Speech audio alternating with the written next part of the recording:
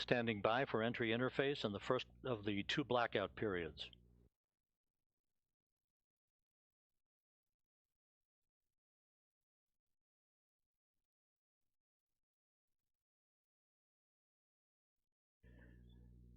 We are now in the entry phase. Entry interface has begun. Entry interface at 400,000 feet. Orion traveling just under 25,000 miles an hour.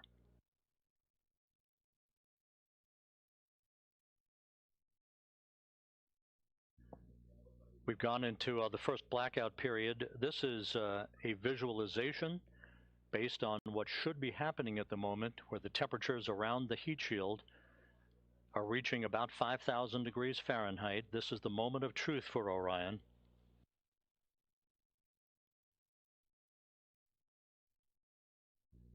We should be coming out of this first blackout period just under 4 minutes from now.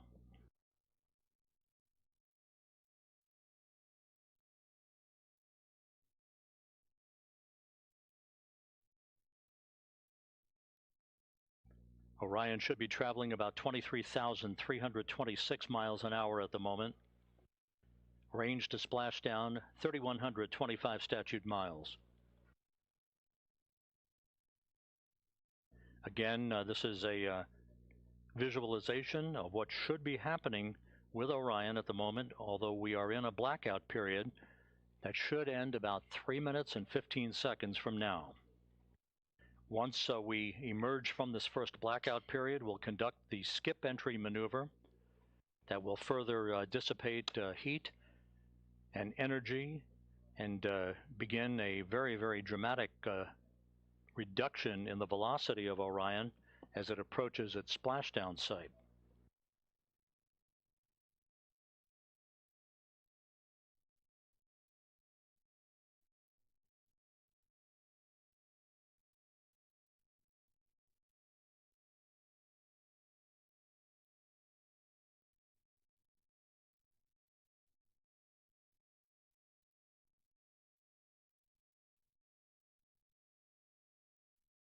Clocks here in mission control showing the sequence of events yet to come.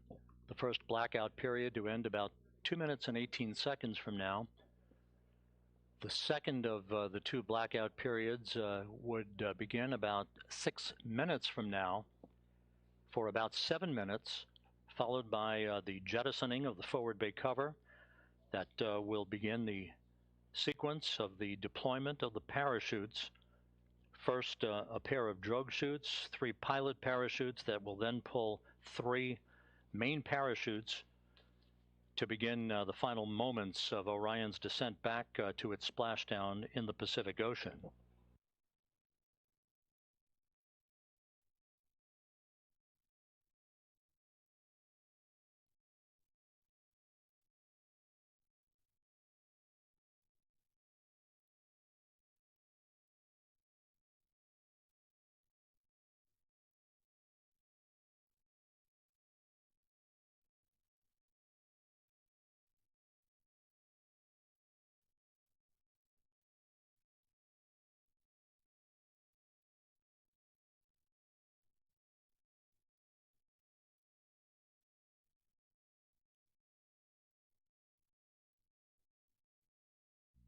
One minute to go until we come out of this first blackout period.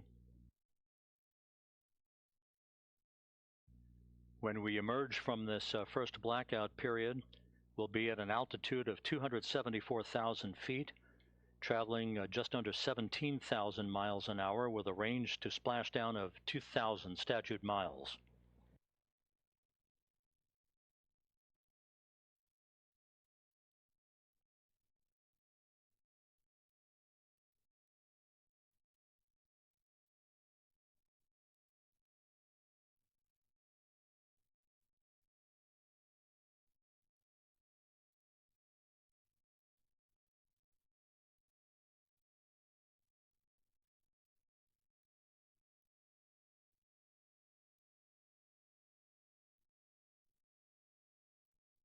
Standing by for a reacquisition of signal.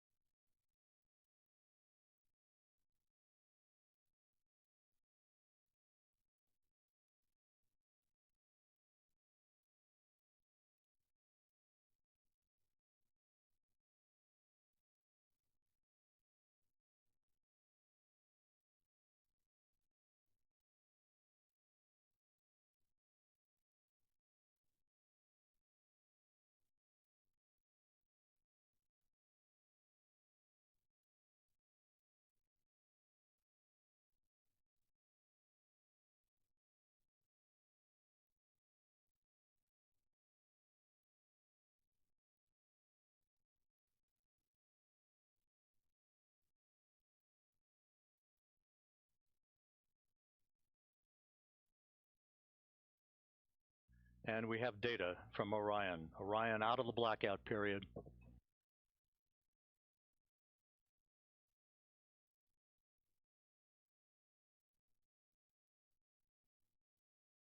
Flight Dynamics reports that Orion is right on the money, coming right down the pike. A good view out of the cabin camera looking out of the upper hatch of Orion.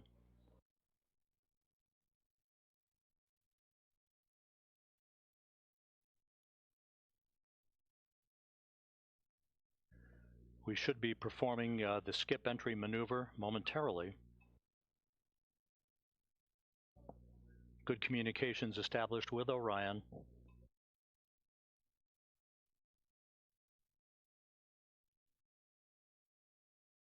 The second blackout period to begin about 2 minutes from now.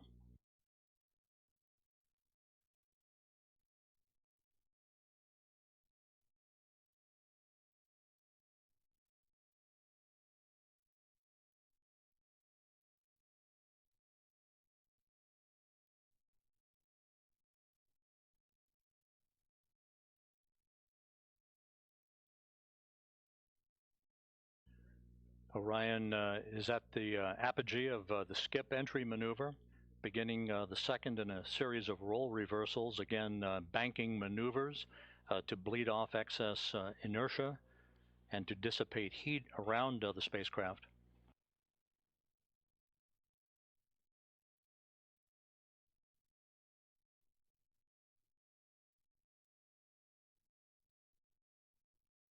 The start of the second blackout period, about 1 minute and 13 seconds from now, will come at an altitude of 270,000 feet, with Orion traveling about 16,400 miles an hour, range to splashdown less than 1,000 miles.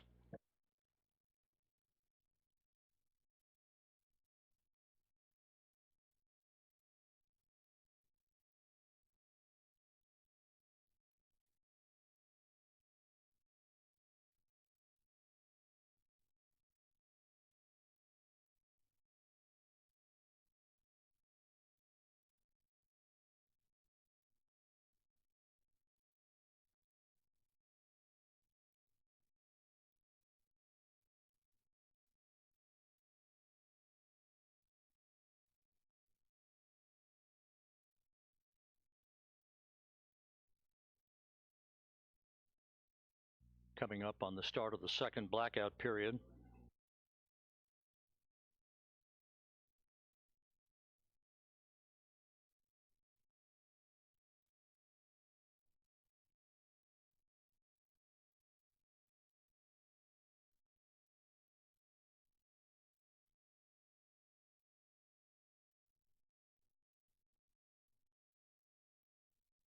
We should be in that second blackout period right now.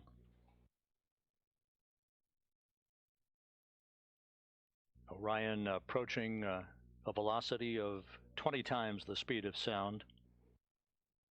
If all goes as planned, we should be out of the blackout period with a solid lockup on the vehicle at 11:31 and 46 seconds a.m. Central Time.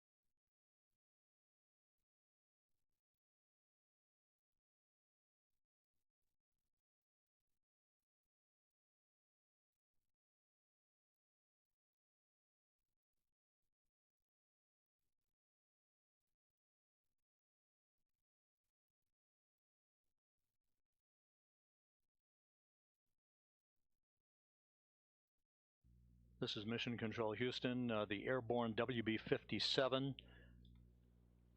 one of the airborne assets to track Orion's return to Earth, has visual acquisition of the vehicle. We should be coming out of this second and final blackout about 30 seconds from now.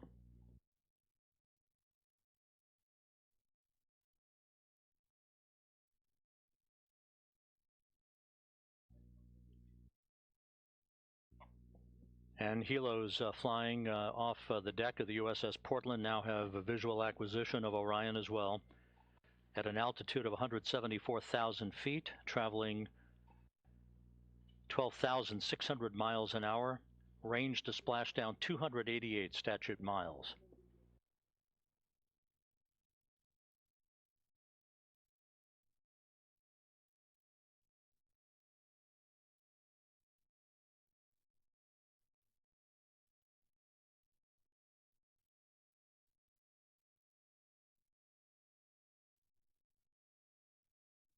This view on the deck of the USS Portland.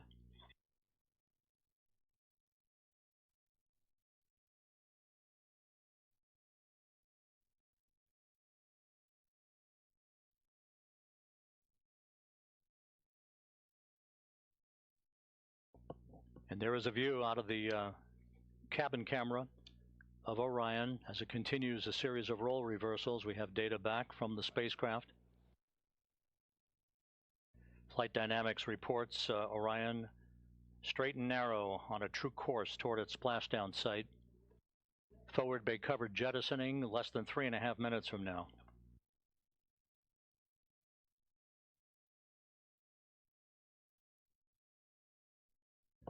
(150,000 feet off the ocean).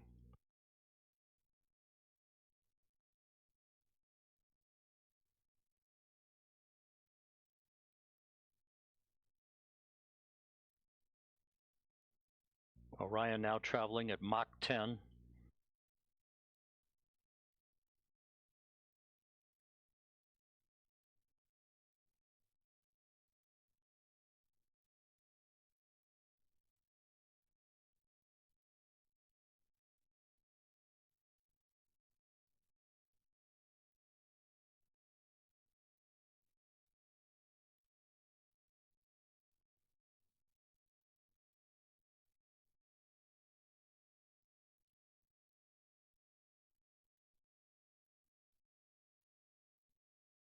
Orion's speed now down to Mach 6.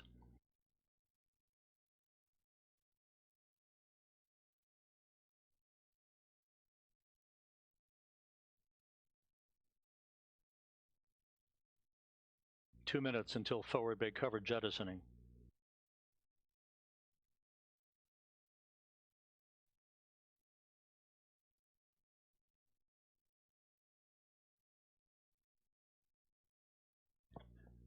Orion 100,000 feet now.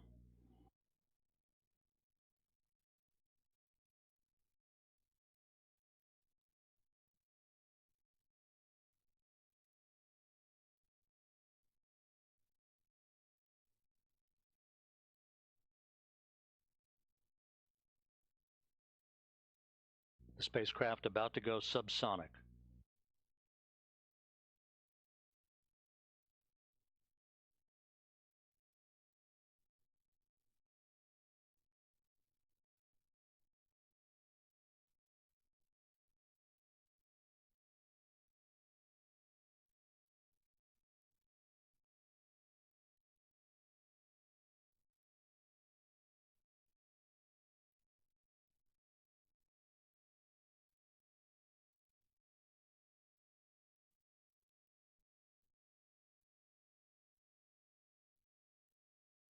(45 seconds until forward bay covered jettisoning.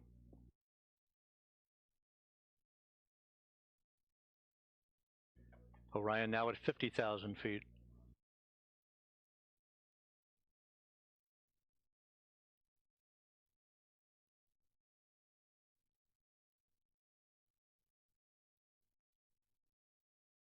Forward bay covered jettisoning pyros are armed.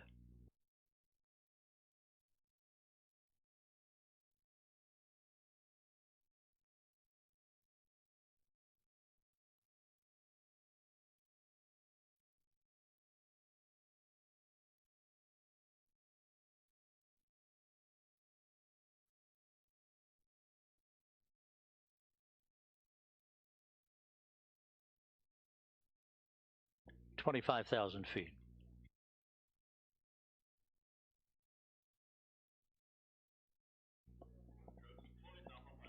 Drogues have been deployed.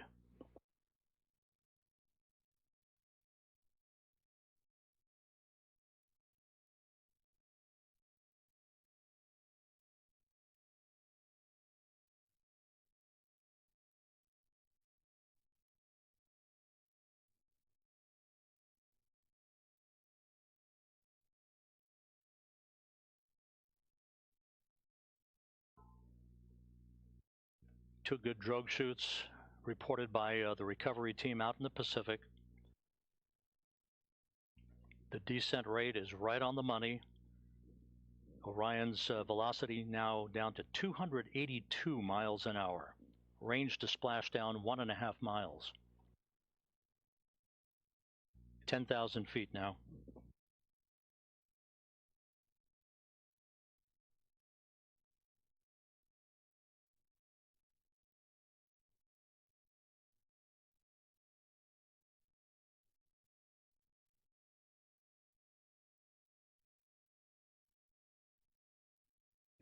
And we're on mains. 5,000 feet.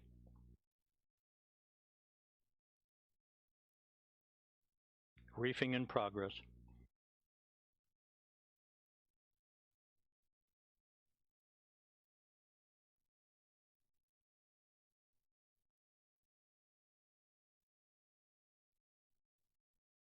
Three good main shoots for Orion.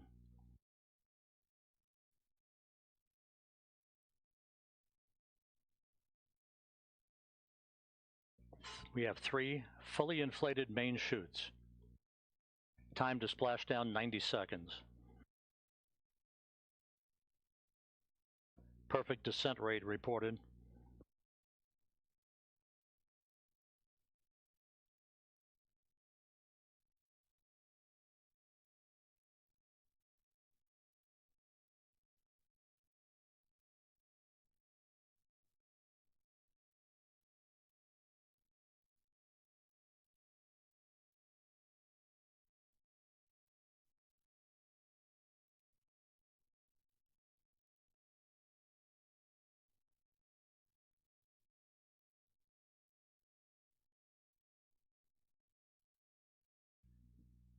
And there it is, high over the Pacific, America's new ticket to ride to the moon and beyond now in view. Orion under its chutes descending toward splashdown.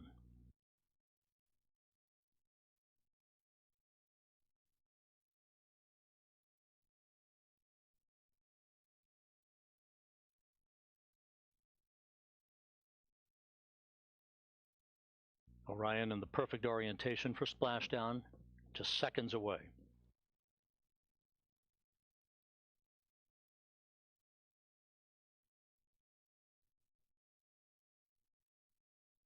(1,000 feet).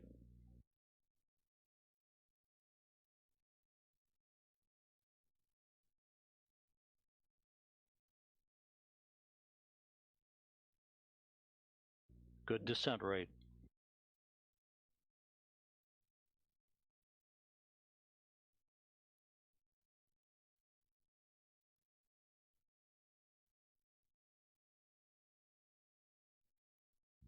(500 feet).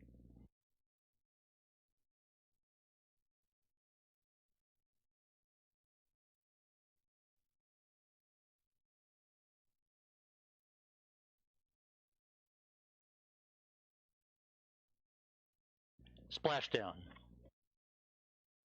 From Tranquility Base to Taurus Littrow to the tranquil waters of the Pacific, the latest chapter of NASA's journey to the moon comes to a close.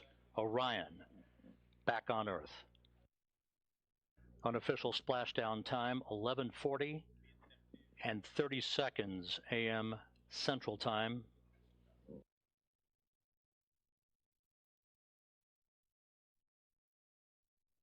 At a mission elapsed time of 25 days, 10 hours, 54 minutes, 50 seconds. That's unofficial. Splashing down off the coast of Baja, California.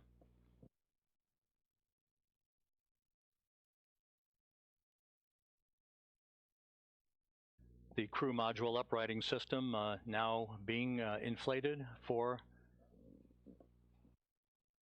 the bags currently being inflated.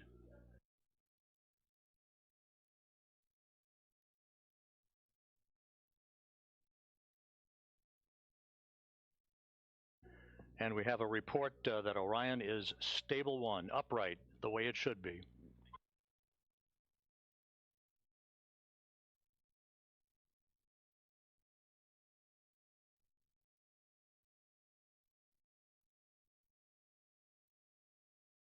Once again, splashdown occurring at 11:40 a.m. Central Time, 9:40 a.m. Pacific Time, west of Baja, California, after a textbook entry for the Orion spacecraft bringing its 25-and-a-half-day mission to an end.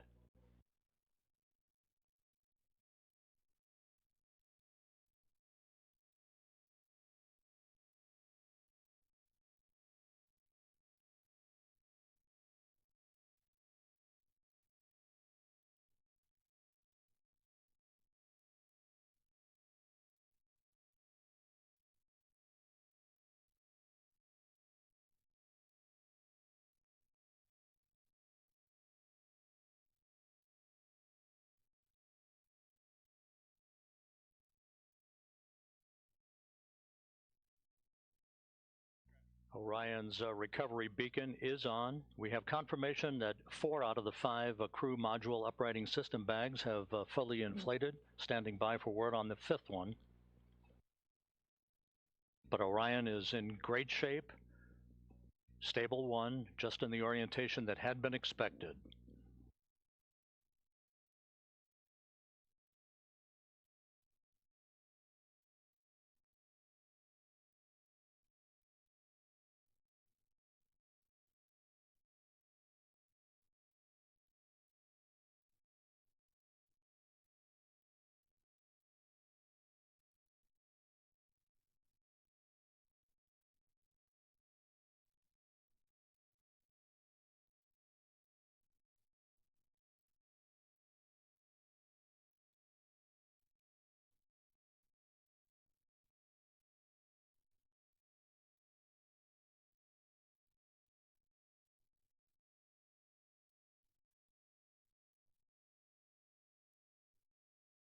This is Mission Control Houston. Once again, the Orion spacecraft, having completed a journey of 1.4 million miles,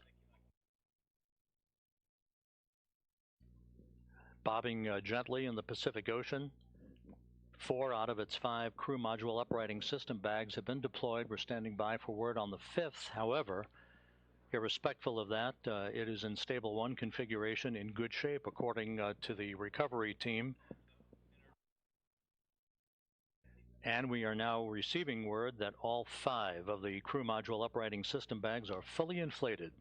So that's exactly what we had hoped for. Orion safely bobbing up and down in the Pacific Ocean.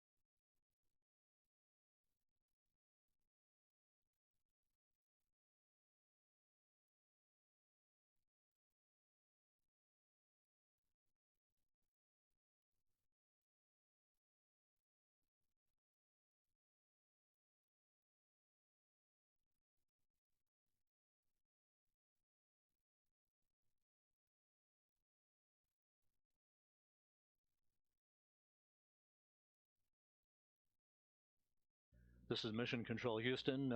You're looking at the Orion spacecraft that splashed down about 6.5 minutes ago at 11:40 a.m. Central Time, 9:40 a.m. Pacific Time.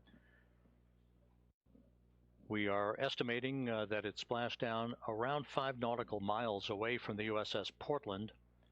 The recovery ship and Navy boats and divers will be approaching the vehicle before long. The spacecraft is in what is called a stable 1 configuration, upright, just the way we had expected it to be.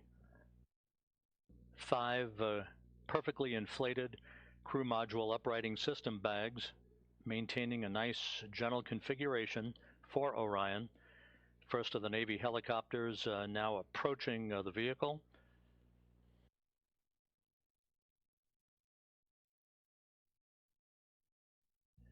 And here in Mission Control, some of Orion's systems no longer needed are being powered down.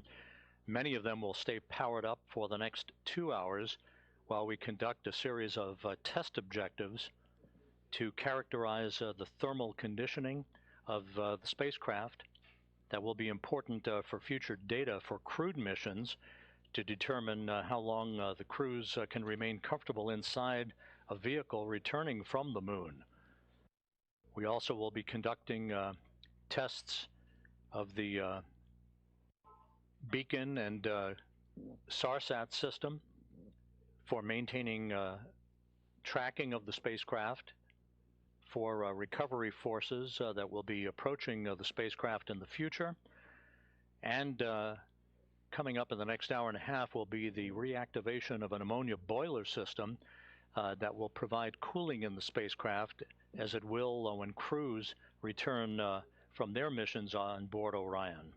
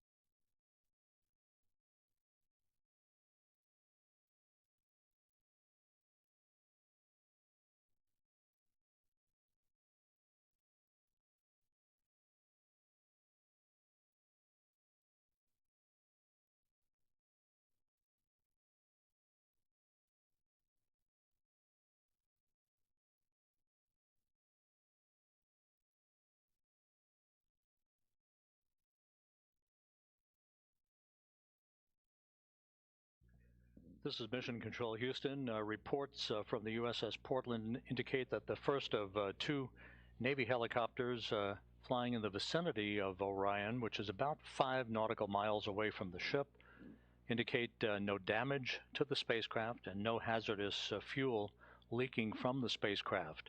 Good view of the helicopters and the initial Navy boats that will be approaching Orion a short time from now.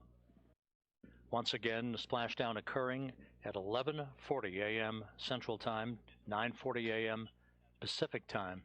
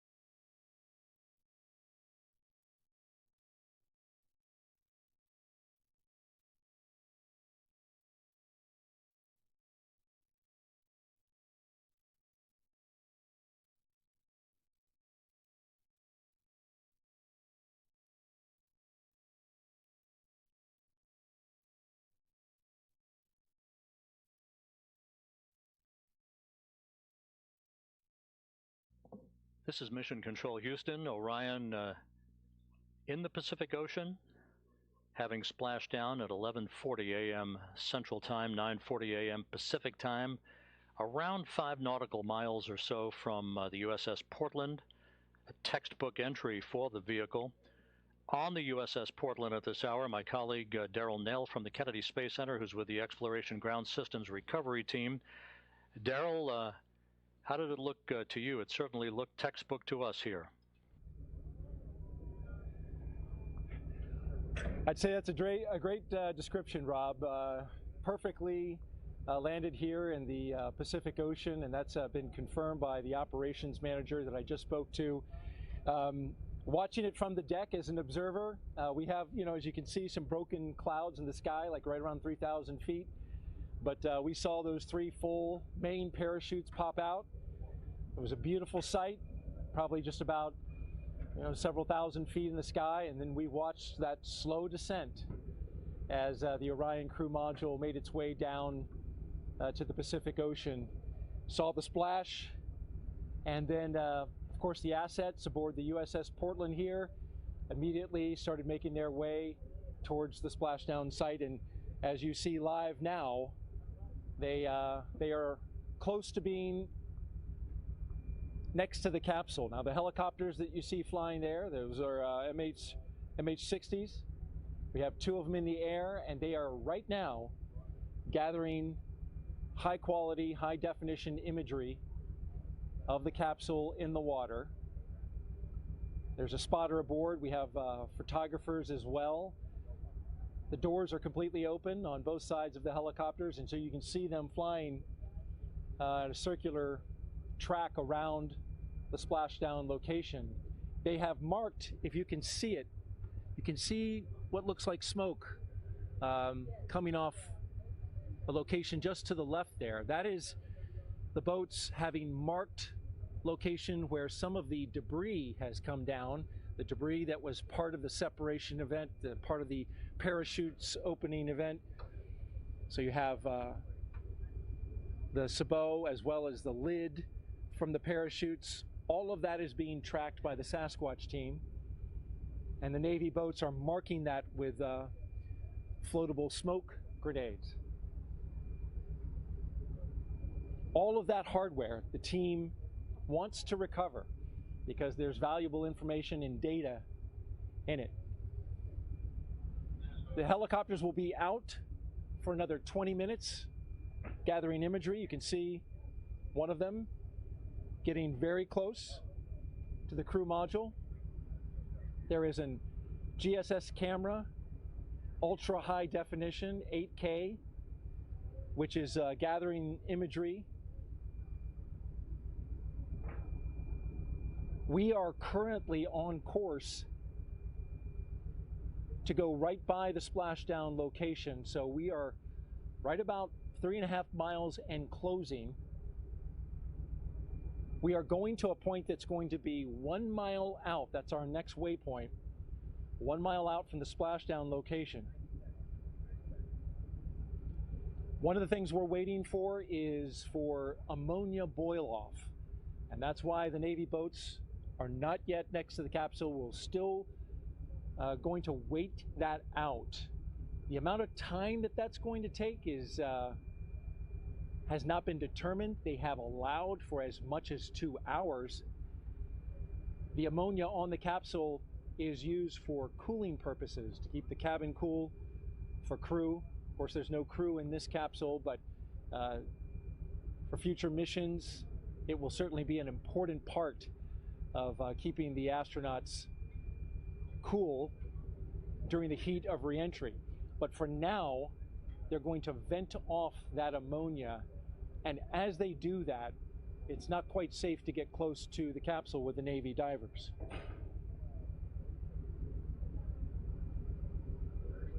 So of course we'll keep our eyes fixed to the location, our cameras as well. The USS Portland's standing by for our next waypoint, 1 mile from the splashdown site. And then once the completion of the ammonia boil off, the Navy boats will be going in. spectacular sight from out here, Rob. Toss it back to you. Thanks, Daryl. Back here in Mission Control, the entry flight director, Judd Freeling, on the left. To his left, flight director Rick Henfling. And with me on console here, probably none more important than the NASA administrator, Bill Nelson. Senator, thank you for joining us today.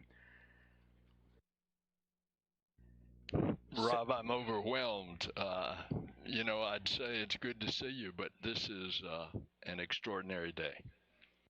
I remember years ago when I saw you return on Columbia from your mission into space, and it all conjures up a tremendous amount of memories. Orion back on Earth, having circumnavigated the moon, having survived a critical test of its heat shield, I think you have to be hesitant to celebrate and throw confetti a little bit too early, but it certainly is an important achievement, is it not? It's historic because we are now going back into space, into deep space, with a new generation. Kennedy just stunned everybody with the Apollo generation and said that we were going to achieve what we thought was impossible, and did that in a short period of time. And many things have happened since, but we knew we were going back, but we knew we were going back to the moon just to continue to explore outward into the cosmos. And so that's why this is a defining day. It is one that marks new technology, a whole new breed of astronaut, a vision for the future that captures the DNA of particularly Americans, although we do this as an international venture. And that DNA is we are adventurers, we are explorers. We always have a frontier, and that frontier is now to continue exploring the heavens. We had to wait a while for Artemis to finally get to the point where the Space Launch System got us underway back on November 16th, but once it did, these engineers and the other members of the team's front room, back room, they've been pretty giddy over the amount of data that they've required and how this vehicle appears to have exceeded its expectations in its performance. The whole vehicle, the rocket, the European participation in the support module, the spacecraft itself, Orion, performing so well that they added a lot of tests. And lo and behold, we're going to be up to our ears in data, thankfully. And of course, today the two main things that had to happen was that that heat shield had to work, and it did beautifully, where they can skip off the atmosphere and bleed that speed down from 25,000 miles an hour. And then the parachutes had to work, and they did it as well. You know, the engineering, the design of this mission, all the work that will go into the next flight when a crew is on board, right, to orbit the moon. What does this say about NASA and the international partner cooperation and the partnership that ultimately takes us not only to the moon but beyond? Well, it says a lot about our country because we don't do it secretively. We do it openly, and we do it with our friends, and we invite all peoples of the earth. And we are doing it also with commercial partners, because when we go into orbit on Apollo 3, we are going to rendezvous and dock with in this case, SpaceX lander, and the crew will go down to the surface. And then we have another competition going on now for another lander, so that we will have two landers. And again, this is the program of going back to the moon to learn, to live, to invent, to create in order to explore beyond. 50 years ago today, Gene Cernan, Jack Schmitt landed their lunar module Challenger on Taurus Littrow, the final lunar landing. It only seems fitting half a century later to the day, Orion back home. And what a fitting opportunity that I had last night to sit with Jack Schmitt at the astronaut dinner and to talk to him about those experiences. 50 years, it's a long time, but look what we have done in the meantime. The space shuttle, we built the International Space Station, we brought in commercial partners. We now go to and from regularly the International Space Station with cargo and crew. Here we go. We've got scouts going to the moon that are commercial scouts that land, that take NASA instruments and scientific instruments in preparing us for the landings of our astronauts. And so it's a new day. A new day has dawned. An Artemis generation is taking us there. And Orion continues to await the arrival of the USS Portland, which shouldn't be very much longer from now, and some flight test objectives that will be taking place over the next couple of hours before we here in Houston hand the vehicle over to the Kennedy Space Center recovery team. NASA Administrator Bill Nelson, pleasure to see you today, and thank you so much for being with us. What a day. Oh, it is my great privilege.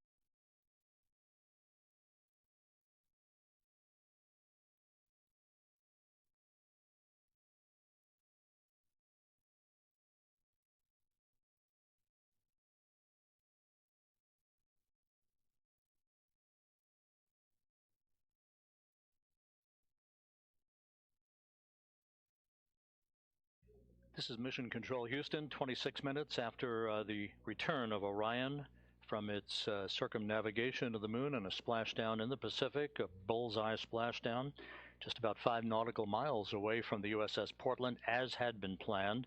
The Portland about to arrive near the spacecraft, as you heard from Daryl Nail, who at this moment is standing by on the Portland with the woman in charge of the recovery operations, Melissa Jones. Daryl? Thank you, Rob. That's right. Melissa Jones, the recovery director, just came from outside the ship's control center where she was monitoring and, of course, managing her team in the midst of this recovery. So, Melissa, thank you for being here. Thank you for having me. This is an exciting day. What a day it is, right? We just had splashdown, and want to ask you, first of all, operationally, where do we stand and what do we have to go? So we had a picture-perfect splashdown, and at this time we're gathering data. With the CM powered up, we'll get some flight test objective data on thermal conditioning, and we're doing some signal data with the tri-band beacons, making sure that we can see the beacons on the capsules and on the astronaut suits to prepare for Artemis II.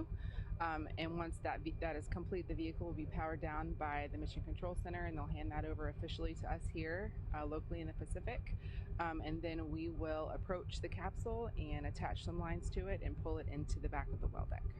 And that's a delicate mission, right?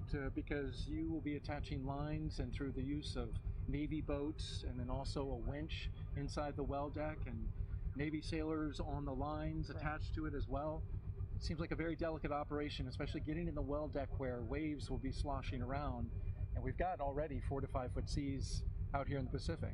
Correct. So it is a delicate balance to try to control the capsule in the well deck with all the water that we have in there, and to softly land it on the cradle so that we can capture as much data from the heat shield as possible. Now, as the capsule was coming down, just briefly tell me your reaction that moment that it splashed down. So when they called capture from the helicopters, it was the most amazing feeling. It's just been a long time coming. We've been working this mission for a while, and we've done a ton of training.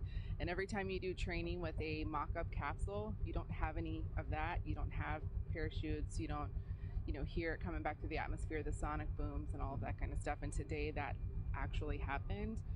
It's just amazing. And your team, it's worth noting, has been out here a long time. From the moment of launch, you were on console, ready to support if something off-nominal happened, unusual. You were going to be able to recover that capsule wherever it was needed to recover. So you were working that and then stayed through Thanksgiving all the way to now. So it's been a long road. It has been, yeah. Several of us supported launch, and then we deployed out here about 23 days before, and we're out here for Thanksgiving as a team. So we have been waiting for this and preparing for it for a while. And it looks like you're doing a great job so far. Good luck the rest of the way, Melissa Jones, and thank you for joining us. Thank you very much. Thanks for having me. All right, Rob?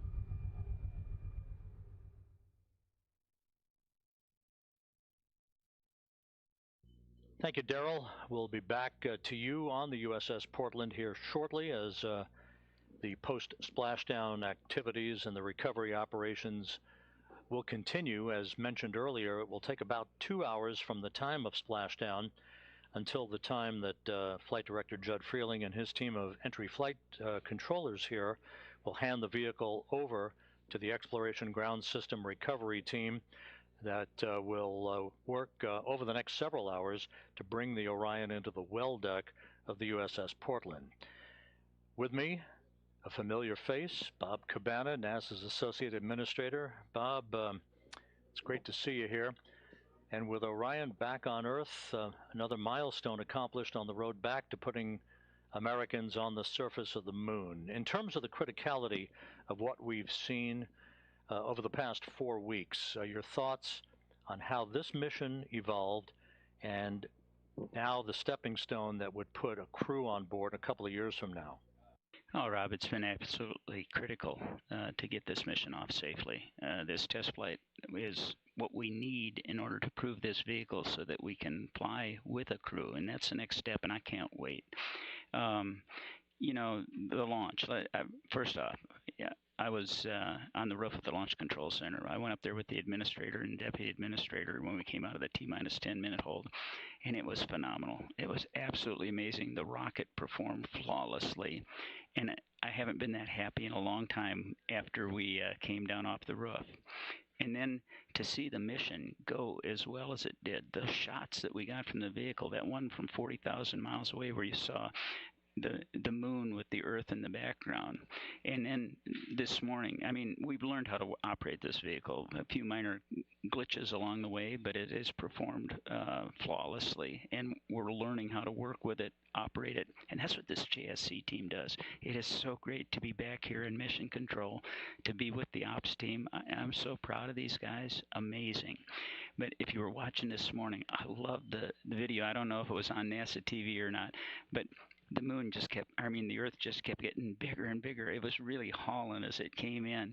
And the preciseness with which they were able to bring it down and seeing the chutes come out, and it's just, I'm so proud of this team, the Orion team, the entire SLS, Artemis team, the folks here at JSC. It's just been amazing. I wish Gene Cernan were still alive. Here we are on the 50th anniversary, and Gene was such a proponent of getting us back to the moon. I wish he were alive to have seen this mission. It would have meant a lot to him.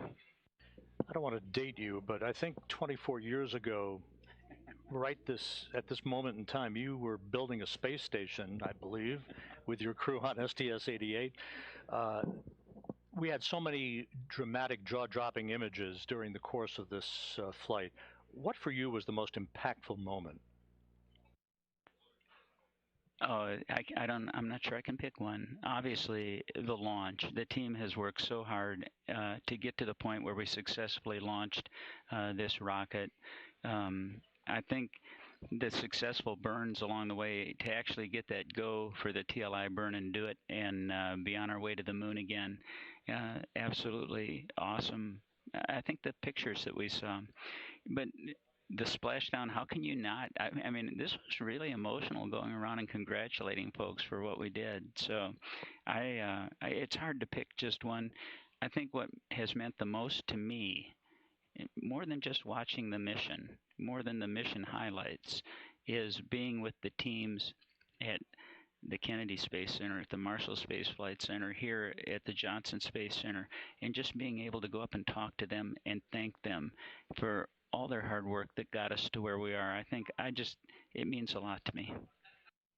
And Bob, final question. The next step, Artemis II, putting a crew on a vehicle to orbit the moon. It's going to be a complicated mission. It's a long road. It seems like a long time from now, but based on what we've just witnessed and based on what we believe will be the ultimate data flow out of this mission, doesn't seem that far away, does it? It is not that far away. It's going to mean a lot when we get the crew assigned, and we see them in training. We get that human face to this. I've seen the flight hardware at KSC. The Orion 2 spacecraft for Artemis 2 is there. It's in build. We got to get Artemis 1 back and transfer some of the black boxes across to make sure that they get checked out and everything works. You know, the rockets being built, we are on the way. And I think when you put a human face to that, when you actually see that, hey, we're sending humans to the moon again, and we're going to get this one-year cadence eventually where we're doing this on an annual basis. This is our future, and it's different from how we went during Apollo. We're going in a sustainable way.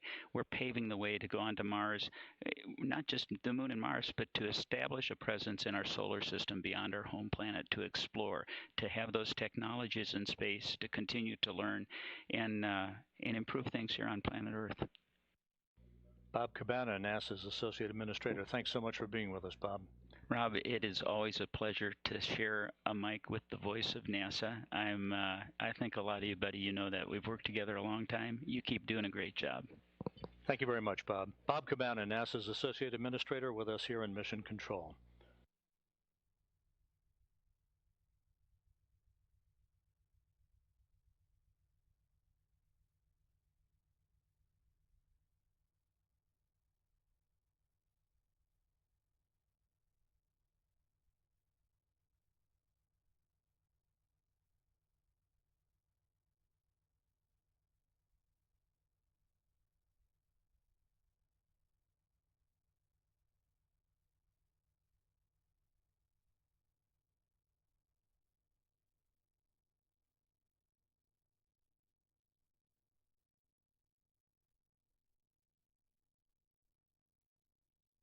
This is Mission Control Houston. About 37 minutes since Orion splashed down in the Pacific. On the deck of the USS Portland, as he has been throughout the course of the morning, Darrell Nail, my colleague from the Kennedy Space Center. Darrell, how are things going out there? It looks like you're about to approach the vehicle. Yeah, we're very close to that moment, Rob, here on the USS Portland. We're just about 100 miles off the coast of Baja, Mexico. The operation, as you've heard and been commentating, it is going pretty smoothly at this point. But we are in a pre-planned waiting period as we wait for the ammonia that is inside the capsule. It is used for cooling. This is boiling off at this moment into the atmosphere, and until that's complete, the boats will be on hold. Now, the Navy divers right now at this moment are outside of the 120-yard radius around the capsule. That was part of the plan. They will close within just a few feet to start detecting if there are any hazardous gases coming from the capsule. But that will only happen once our recovery director, Melissa Jones, has given them the go to close in. The ship, meanwhile, the USS Portland, is on its way to close within 2,000 yards of the capsule. As you can see it floating there, the bags fully inflated that are used to upright it, bright orange in color at the top of the capsule.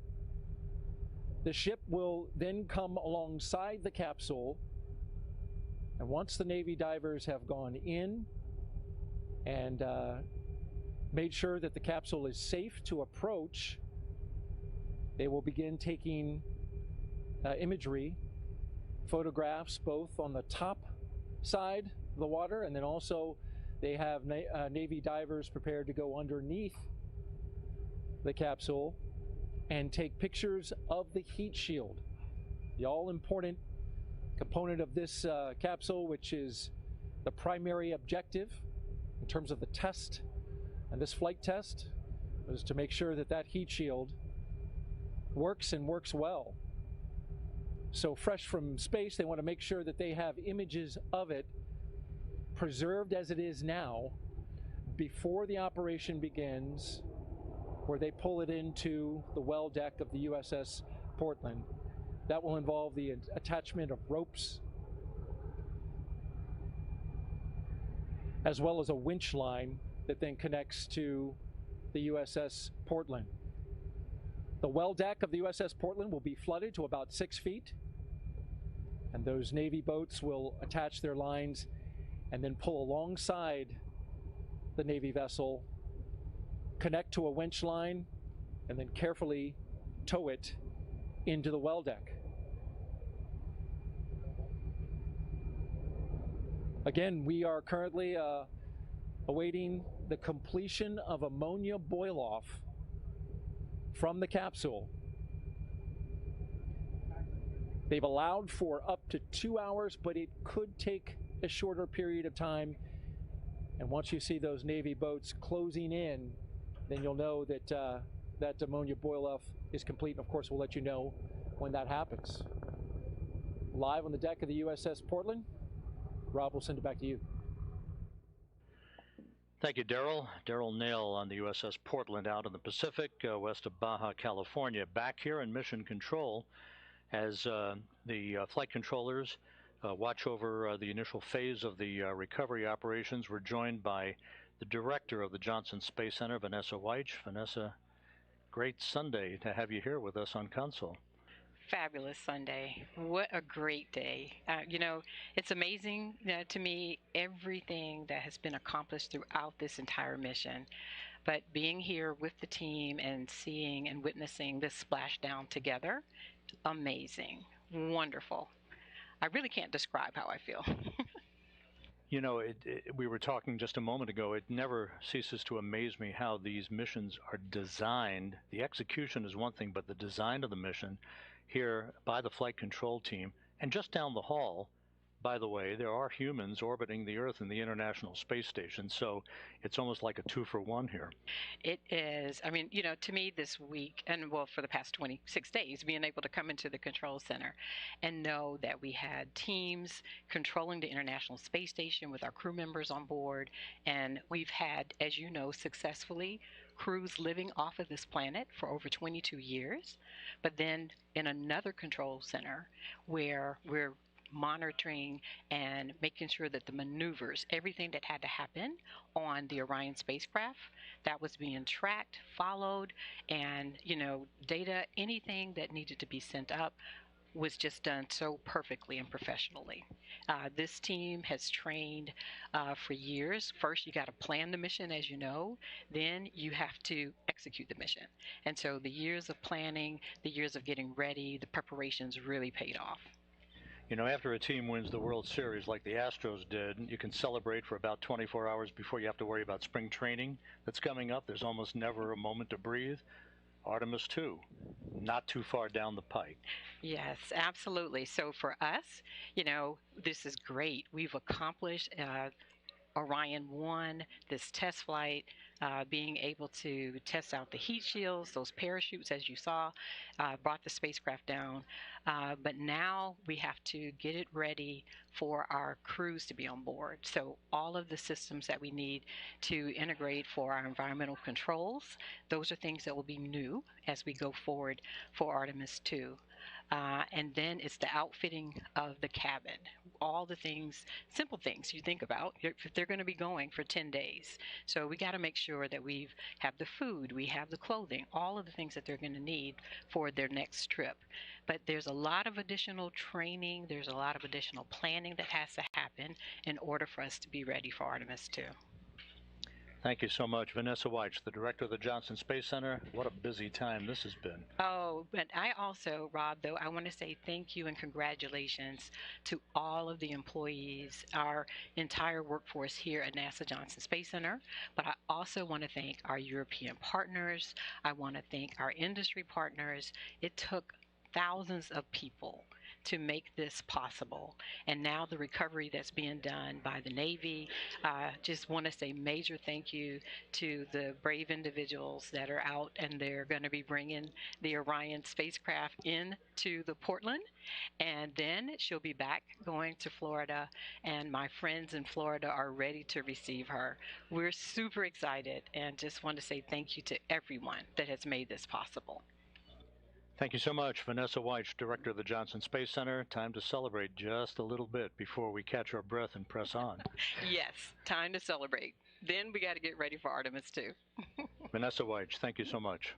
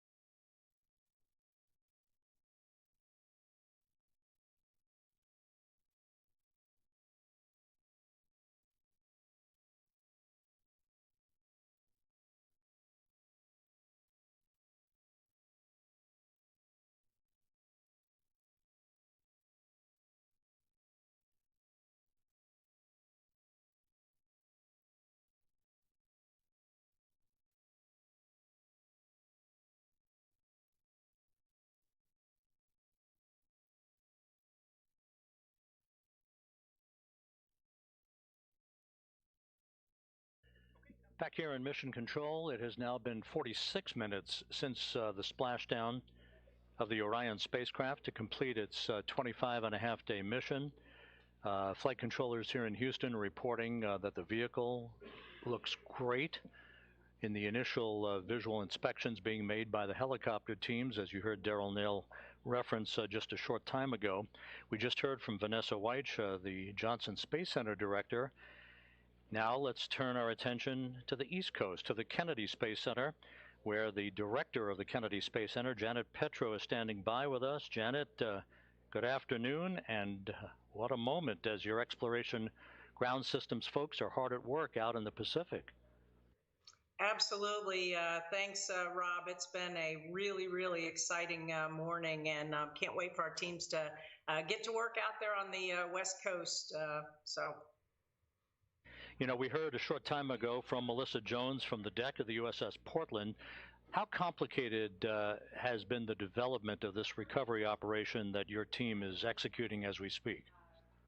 Well, it's pretty complicated, but you know, our teams make it look easy. I will start out by saying, or giving, I should say, a big shout out to really Vanessa and her flight ops team and the whole Orion team to deliver an amazing mission, bringing us down through splashdown. But now it's over to Melissa and her team, and she's done an incredible amount of work to get to this point. You know, what we do at NASA, it really is all about collaborations, and the collaborations that we've had with the Department of Defense in particular over the past many, many years, their hard work and their dedication as they went through a great deal of planning, hardware development and processes, and a lot of practicing to get to this point and make it look easy. You know, that capsule sitting out there on the ocean, it looks very similar to the Apollo capsule, but it's actually about 30% larger.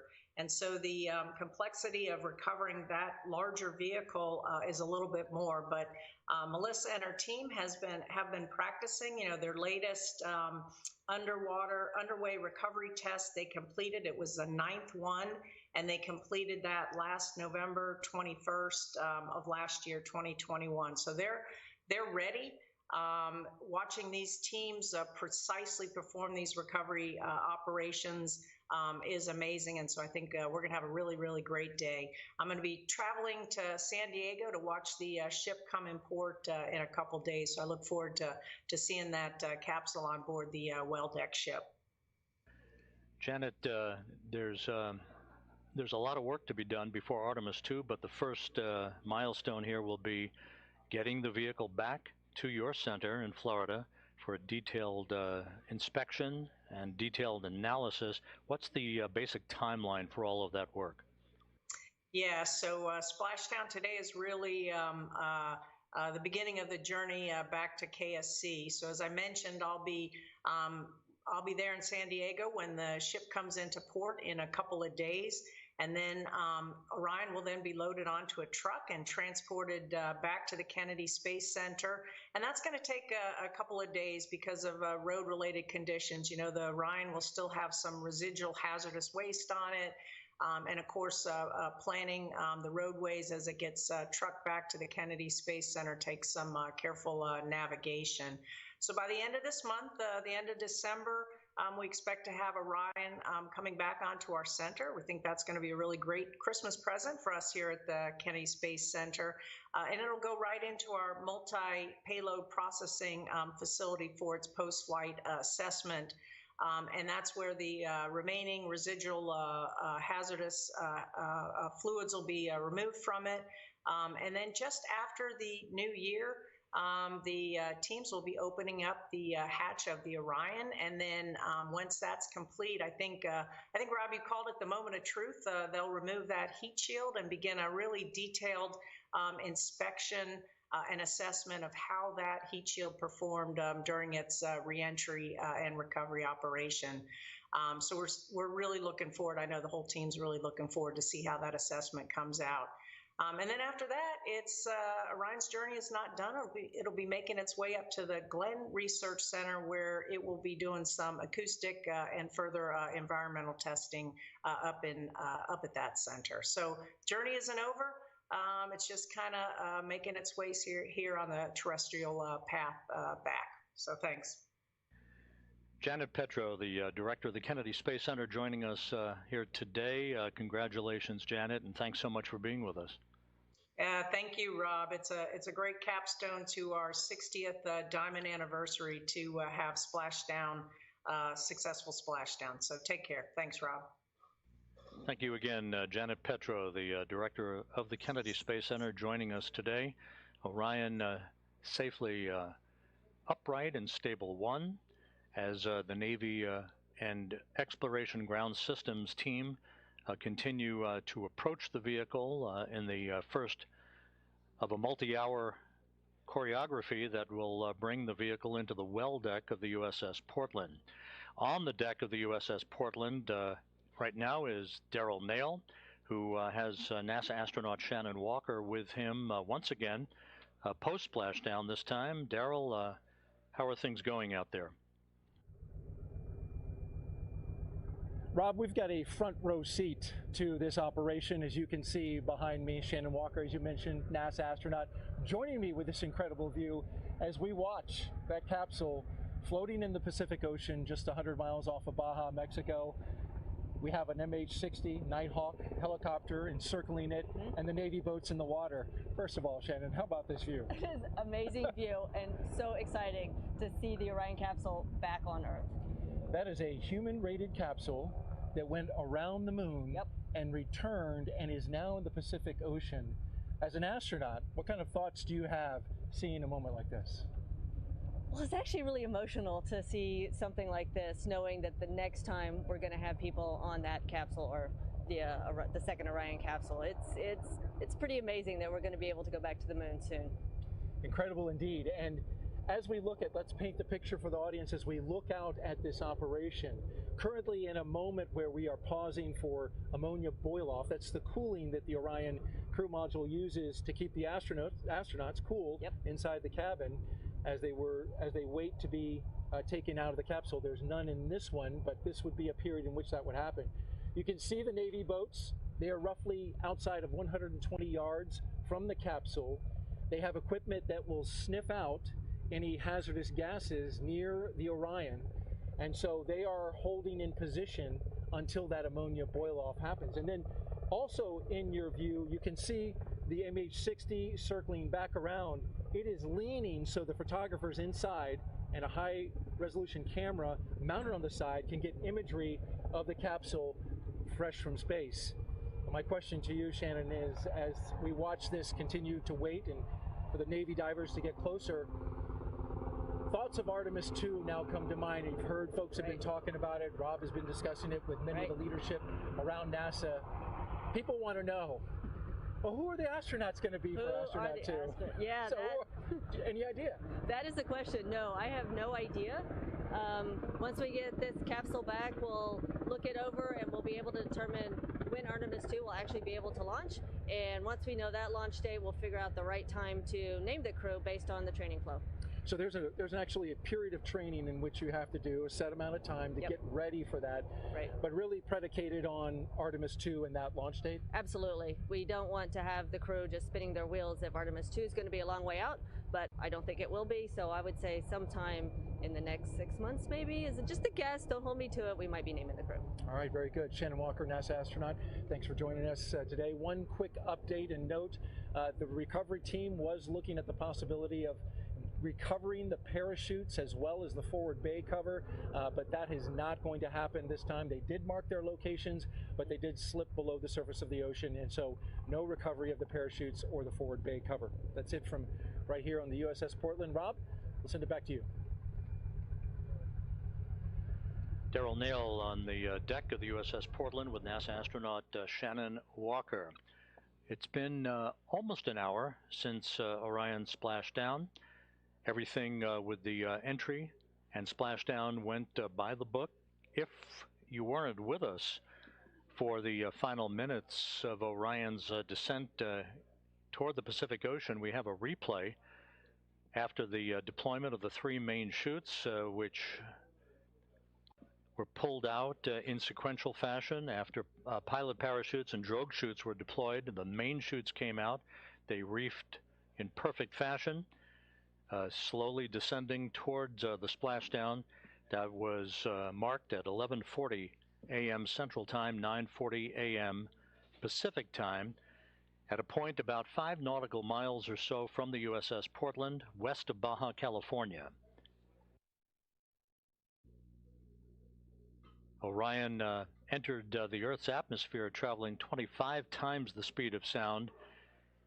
It decelerated to a splashdown velocity of just under 100 miles an hour. It was a very gentle splashdown for Orion. All of its entry milestones were performed in perfect fashion. 2 blackout periods in which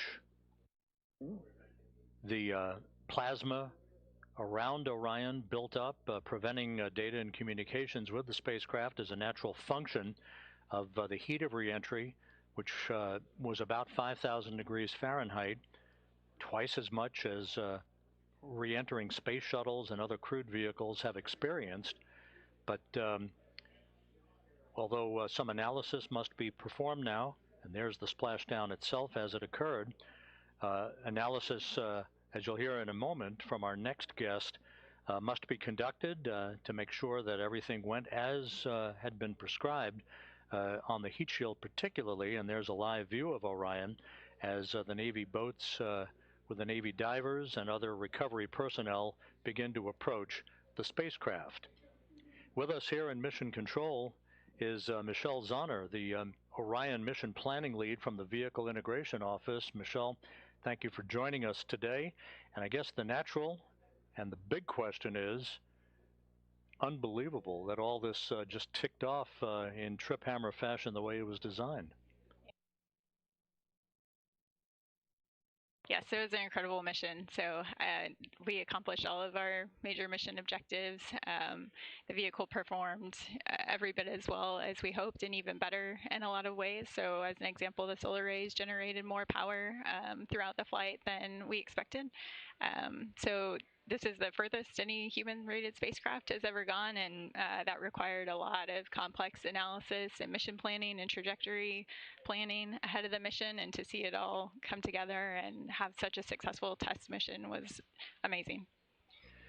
Michelle, it was a test flight, of course. There was a lot of risk involved, an elevated risk because there was no crew on board, and you could take, shouldn't say liberties, but you could expand the envelope of what you needed to do in order to acquire the data that you were looking for in order to set the stage for the next mission when a crew will be on board.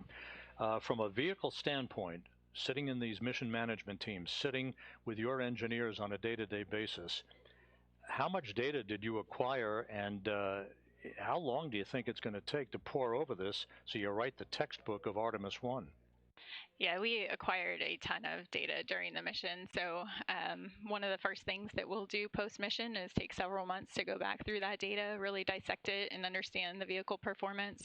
You know, we did a lot of testing and analysis prior to the mission, but nothing really compares to seeing the vehicle perform in the harsh space environment. So that's certainly going to be our first focus after the mission is looking at all that data. And as you mentioned, you know, we pushed the vehicle further than we probably would with the crew on board, but through that, we learned a lot. We learned that the vehicle is more robust than we thought in many areas. And so taking that information and expanding our operational envelope will help as we go forward to more complex missions in the future. And in the Orion Vehicle Integration Office, for yourself and your colleagues, it's almost like wearing two hats. You have to go back and pore over the data from this flight, but now you got to prepare a vehicle that will sustain a crew, including an environmental control system, a life support system for the crew itself. How are you all going to juggle all of this work over the next couple of years? Yeah, there is a lot of work that goes on in parallel. So as I mentioned, I think the post-flight review is going to be the top priority for the first few months. But at the same time, the crew module and the European Service Module for Artemis II is already at Kennedy Space Center. It's already being put through the paces and testing. So that vehicle is already there. After splashdown here, there are some avionics that we're going to take off of the Artemis I crew module, refurbish, and then install in the Artemis II crew module. And then, as you mentioned, we have the new environmental control and life support systems and a lot of other crew interfaces like crew displays, and all of that is in the process of being integrated and tested. So we celebrate Artemis I today, but tomorrow we get back to work and we start focusing heavily on Artemis II and making sure we have a successful first crewed mission. You're going to have to delay those vacation plans just a little bit. Michelle Zahner from the Orion Vehicle Integration Office, thank you so much for joining us today. Thank you for having me. Appreciate it.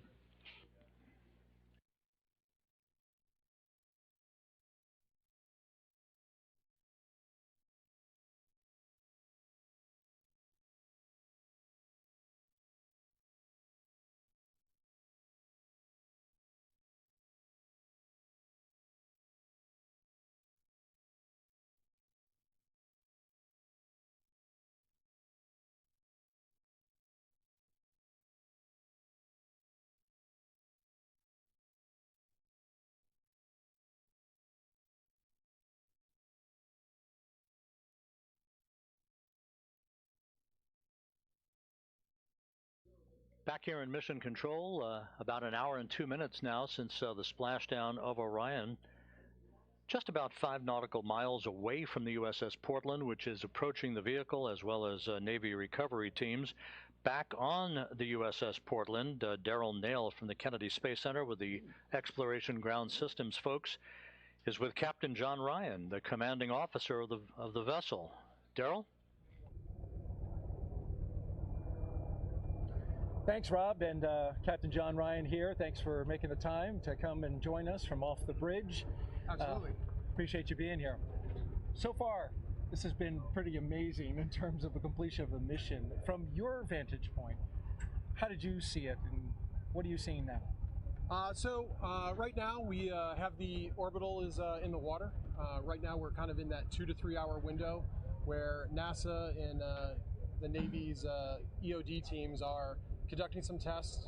We're getting imagery and data for NASA, which will help support the future astronaut missions.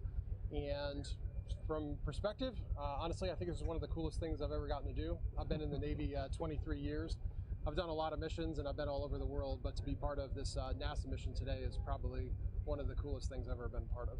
That's impressive, and that says a lot. As we look just behind us, Captain Ryan, and we see the operation currently in a moment of pause where they're waiting for the capsule to vent off the rest of its ammonia using its cooling system. We can see the Navy boats in the water. Currently, you've got the ship on a course heading going around this operation. What has been your instruction to your team commanding the ship? So I just basically wanted to keep the ship within visual distance of the orbital and our teams in case they need anything. It also is providing, let's be honest, a lot of people are out here and they're super excited about this. Let's provide visual opportunities for people to get photos and, you know, get their digital part of being the history of this event. So, you know, a lot of time and effort and training and years of work went into this. So I want everybody to kind of get their moment, and we're out here getting ready to, you know, we'll be landing the helicopter soon and, you know, just being a part of it. Certainly watching the sailors as it splashed down, they seem to really enjoy the completion of the splashdown part of the mission. You can see they're all smiles, cameras, and so that was good. You provided us with a perfect view of the rest of the operation. I want to talk a little bit about your ship, the USS Portland, and why it was chosen for this particular mission, and what strengths does it bring to this operation? So the USS Portland is one of the newest of the San Antonio class LPDs. So an LPD? Landing platform docking ship. So this type of ship, normally known as an amphibious ship, in most of our missions we'd be working with the Marine Corps to embark their equipment and deliver them to foreign shores. But the capabilities of our ship can also be used obviously for missions like this. We have an enormous flight deck with an aviation department that we can land multiple various types of aircraft. We can put obviously a number of small boats in the water, and then probably the special feature which NASA really likes is we have a well deck which we can later flood, and we will bring the orbital into the well deck to transport it back to San Diego. Those are some great assets that you bring to the operation, and I also know on the next one, in Artemis II, it'll be a critical component. The medical facilities that you have on board here, you could take care of somebody with any number of injuries, and in fact, I believe even have surgery if you need it. Yes, we have a tremendous medical capability on board. Hopefully not that it will be needed, but we do have a operating room, medical staff, and a lot of ability to take care of personnel should anything you know, not work out as designed. This ship was just recently in Los Angeles at Fleet Week earlier this year. Yes. Got to show it off to the public, and that's a matter of pride, I imagine, for the team. Absolutely. The ship has had a very busy year. The ship returned from an overseas deployment much earlier in the year, supported Los Angeles Fleet Week and also the Rim of the Pacific exercise this summer, which had about 20 nations participating. So it's been a very busy year for the ship, and I think this is really just kind of the cherry on top where you get to do an unusual mission and support history. Tell me about the footprint that NASA takes up on this boat. I'm sure I haven't seen all of it. I've seen a lot of it, the well deck, certainly the equipment that we have running on the various decks outside and inside. It's pretty sizable. Yes, this is a very good sized ship. We have plenty of room. NASA has about 150 engineers and various entities on board, which we have plenty of room for. This ship would normally deploy with upwards of 600 Marines on board. So NASA's footprint really isn't too bad. It's well within our capabilities. Well, there's been plenty of room, and you've been a tremendous host to us, and so thank you, Captain John Ryan, for having us and for successfully bringing us to this part and this moment of the operation.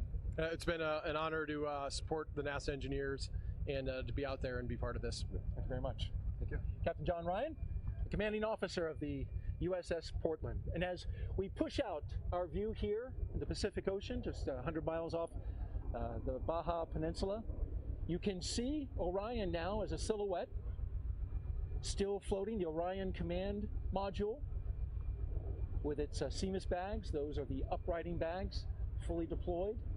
It's in a stable condition. And to the right of that, you see the first Navy boat. That's a rigid hull boat. That one is the one that's going to get a little closer and provide a stabilizing tow line once it's been determined that the Navy boats can get a little closer. As we pan just to the right of that, you will see the remaining 4 boats. 2 of those boats are inflatable boats with Navy sailors aboard.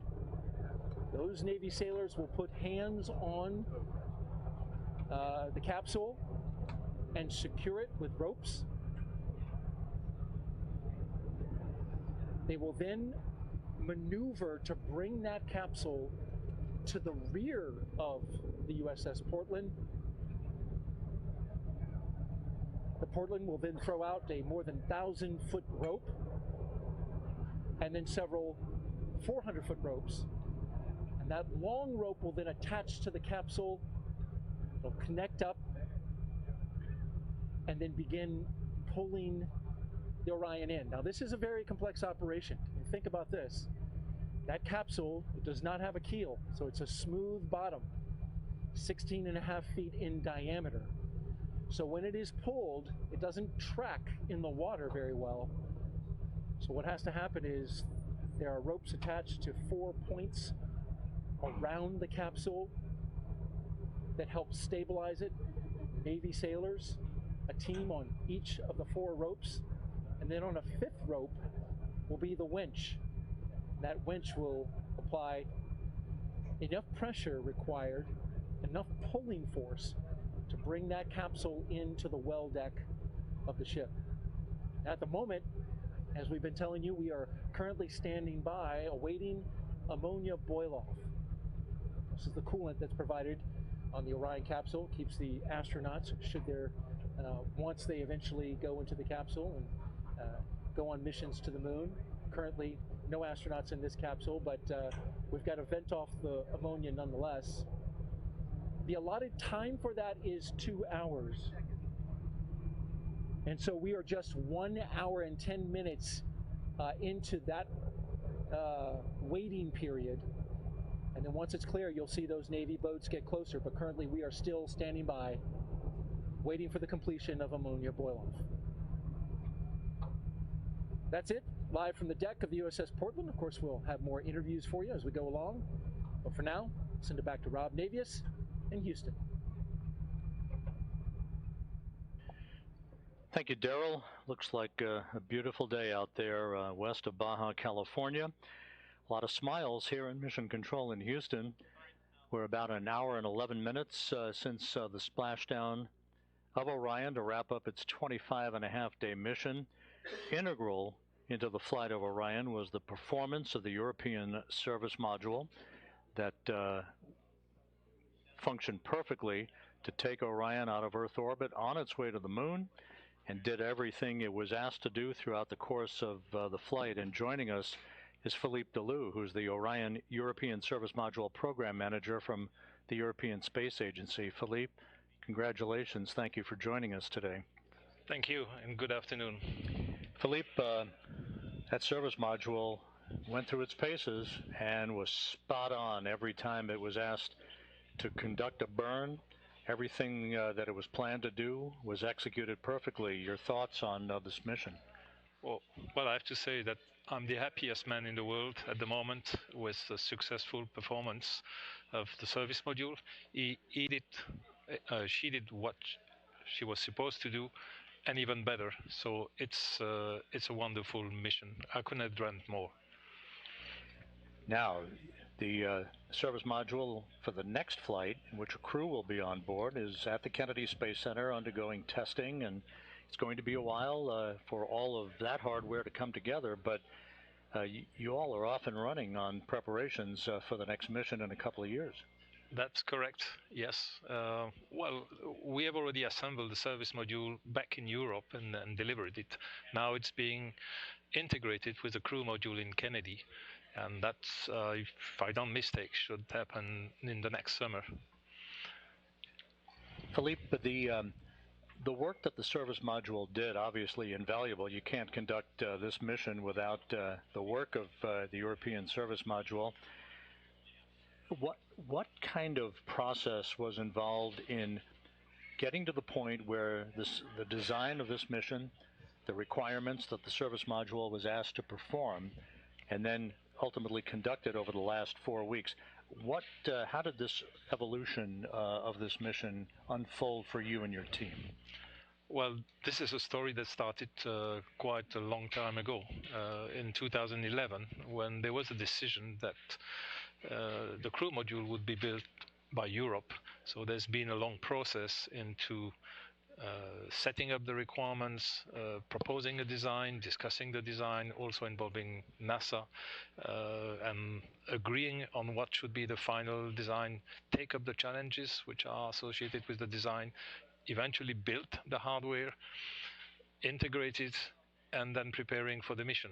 So this has been a long way and a lot of work by the European Space Agency and the European industry.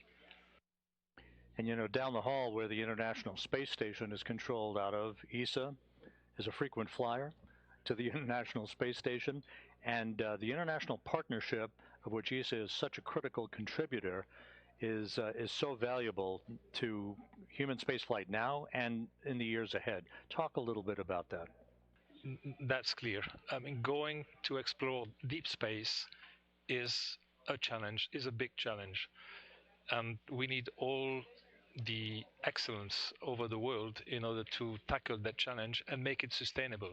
Going there once, yes, is doable, but in order to go there on a regular basis and for a sustainable exploration of what is out there, first on the moon, then Mars, and then beyond, this will require all the forces and skills of the engineer around the world, and that's with ESA and NASA. We have started that process with the Artemis program. Philippe Delou, a little moment perhaps to sample some bubbly to celebrate this moment, but a lot of hard work ahead, and thank you so much for being with us today. You're welcome. It was my pleasure. Philippe Delou, the European Service Module Program Manager, joining us here in Mission Control. Thank you, Philippe. You're welcome.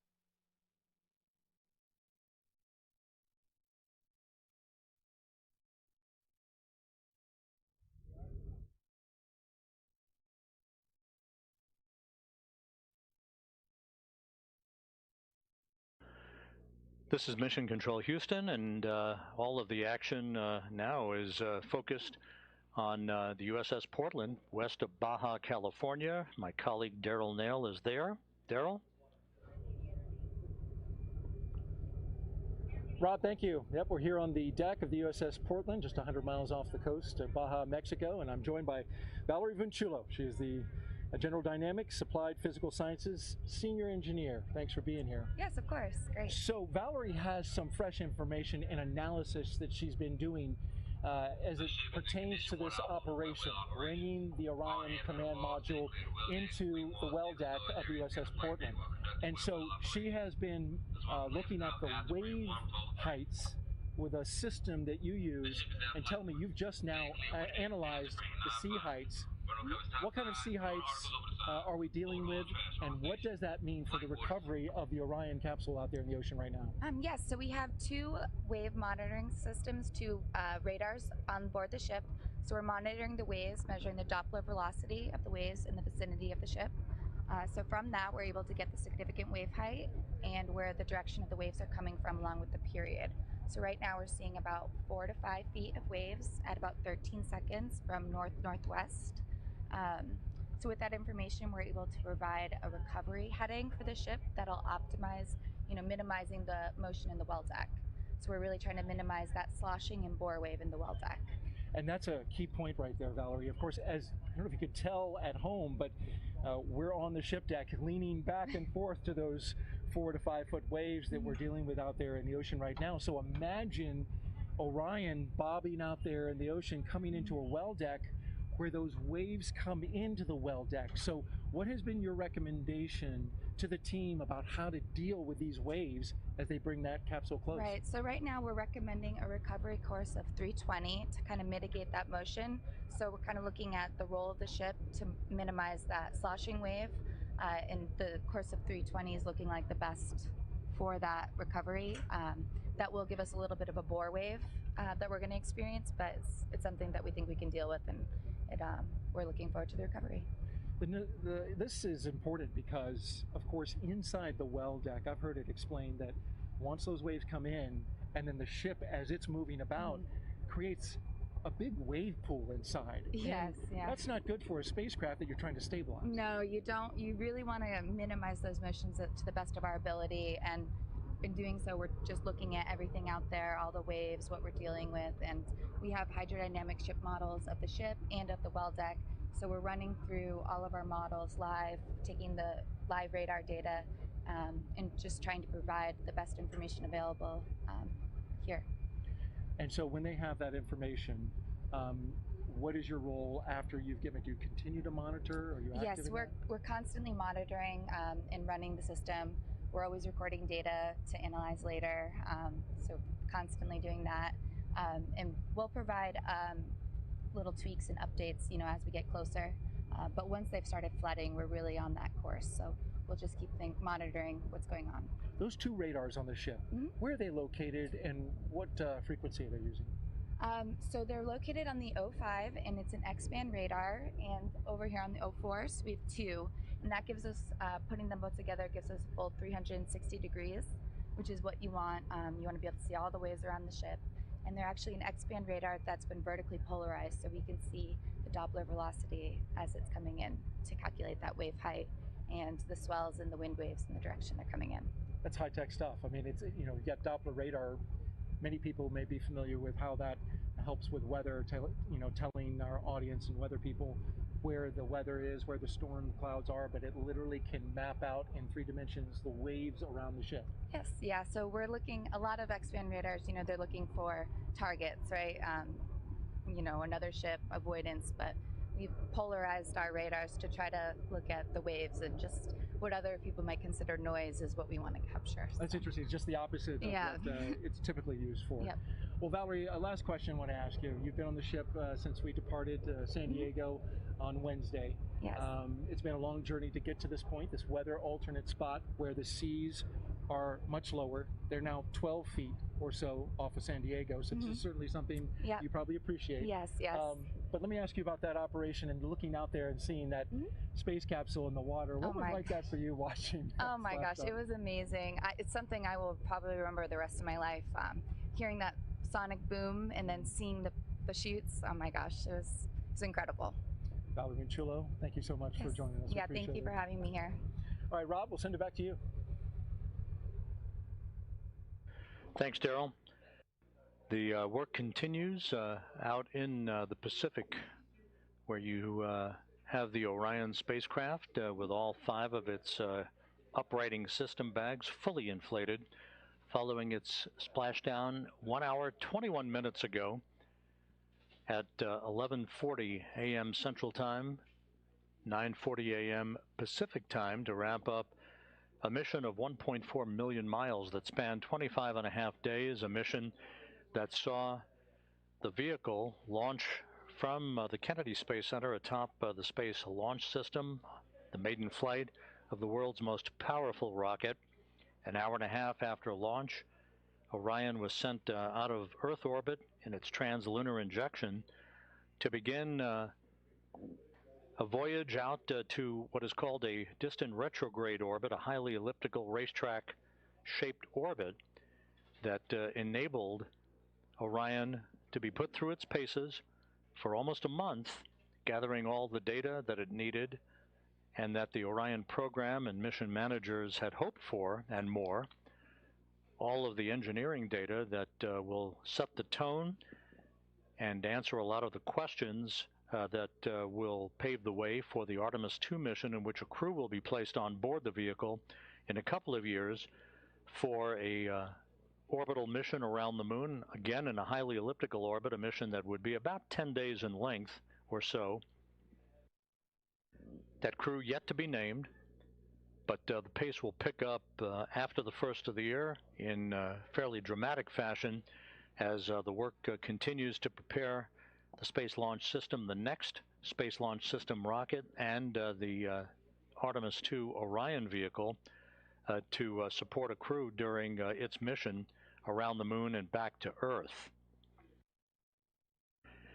In the meantime, a number of test objectives are still underway for the vehicle, most notably characterizing the thermal environment of the Orion spacecraft itself. Orion endured temperatures of up to 5,000 degrees Fahrenheit during its high-speed entry out of lunar orbit and back into the Earth's atmosphere, where it slammed into the atmosphere at 25 times the speed of sound, and then underwent a skip entry maneuver, basically skipping into the atmosphere, then dipping back out of the atmosphere again, and then back into the atmosphere to bleed off excess energy. An important maneuver that was designed and executed to perfection to bleed off excess inertia and to gain data on how we can better bring in multiple splashdown sites if required in the Pacific for future crewed missions. All of the chutes were deployed in good shape. The three main chutes deployed as planned. They reefed to their full extent, and Orion gently splashed down. After entering the Earth's atmosphere at 25 times the speed of sound, it splashed down at a meager velocity of just 19 miles an hour. Very gentle splashdown velocity had a crew been on board. And here's a replay of the final seconds for Orion as it descended below a deck of clouds at about 1,700 feet of scattered clouds. That was the final deck. The Spaceflight Meteorology Group had forecast very benign conditions for Orion. It did play out exactly that way as Orion touched down at 11:40 a.m. Central Time, 9:40 a.m. Pacific Time. And there was splashdown. The chutes were cut automatically. The 5 crew module uprighting system inflatable bags inflated with helium gas as planned, and Orion is gently bobbing out with the Navy divers very, very close to the spacecraft. It's going to take several hours for them to hook up the equipment that they need to haul the vehicle into the well deck of the USS Portland and to bring it back to port.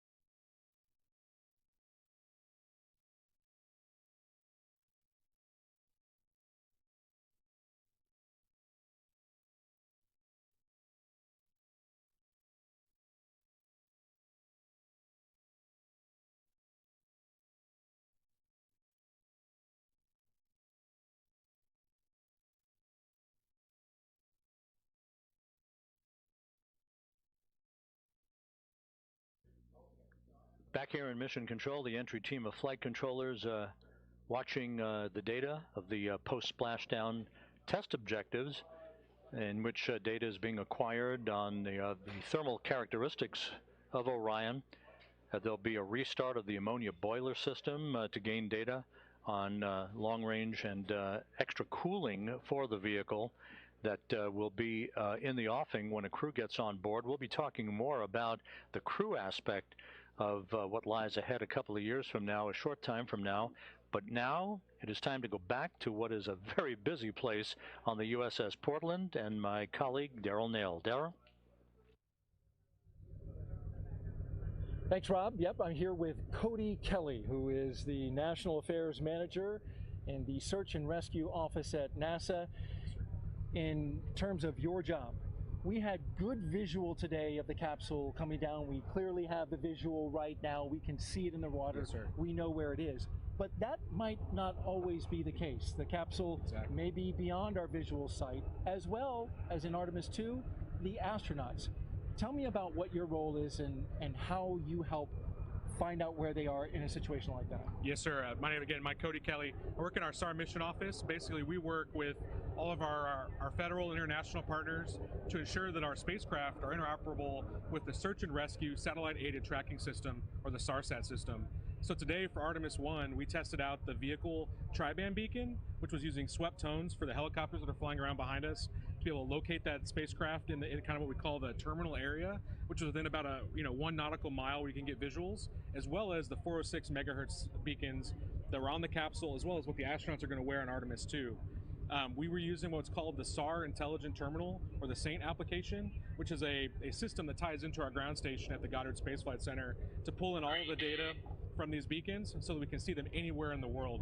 And that's incredibly important, especially when we have crewed missions where if we had some kind of emergency abort or some kind of landing, we'd have to be able to get data to our DoD partners extremely fast, even if they're landing internationally. And this is something that we do for all of our human spaceflight programs, but Artemis really has a kind of special place in my heart because all of this effort started way back in 2016 with URT-5.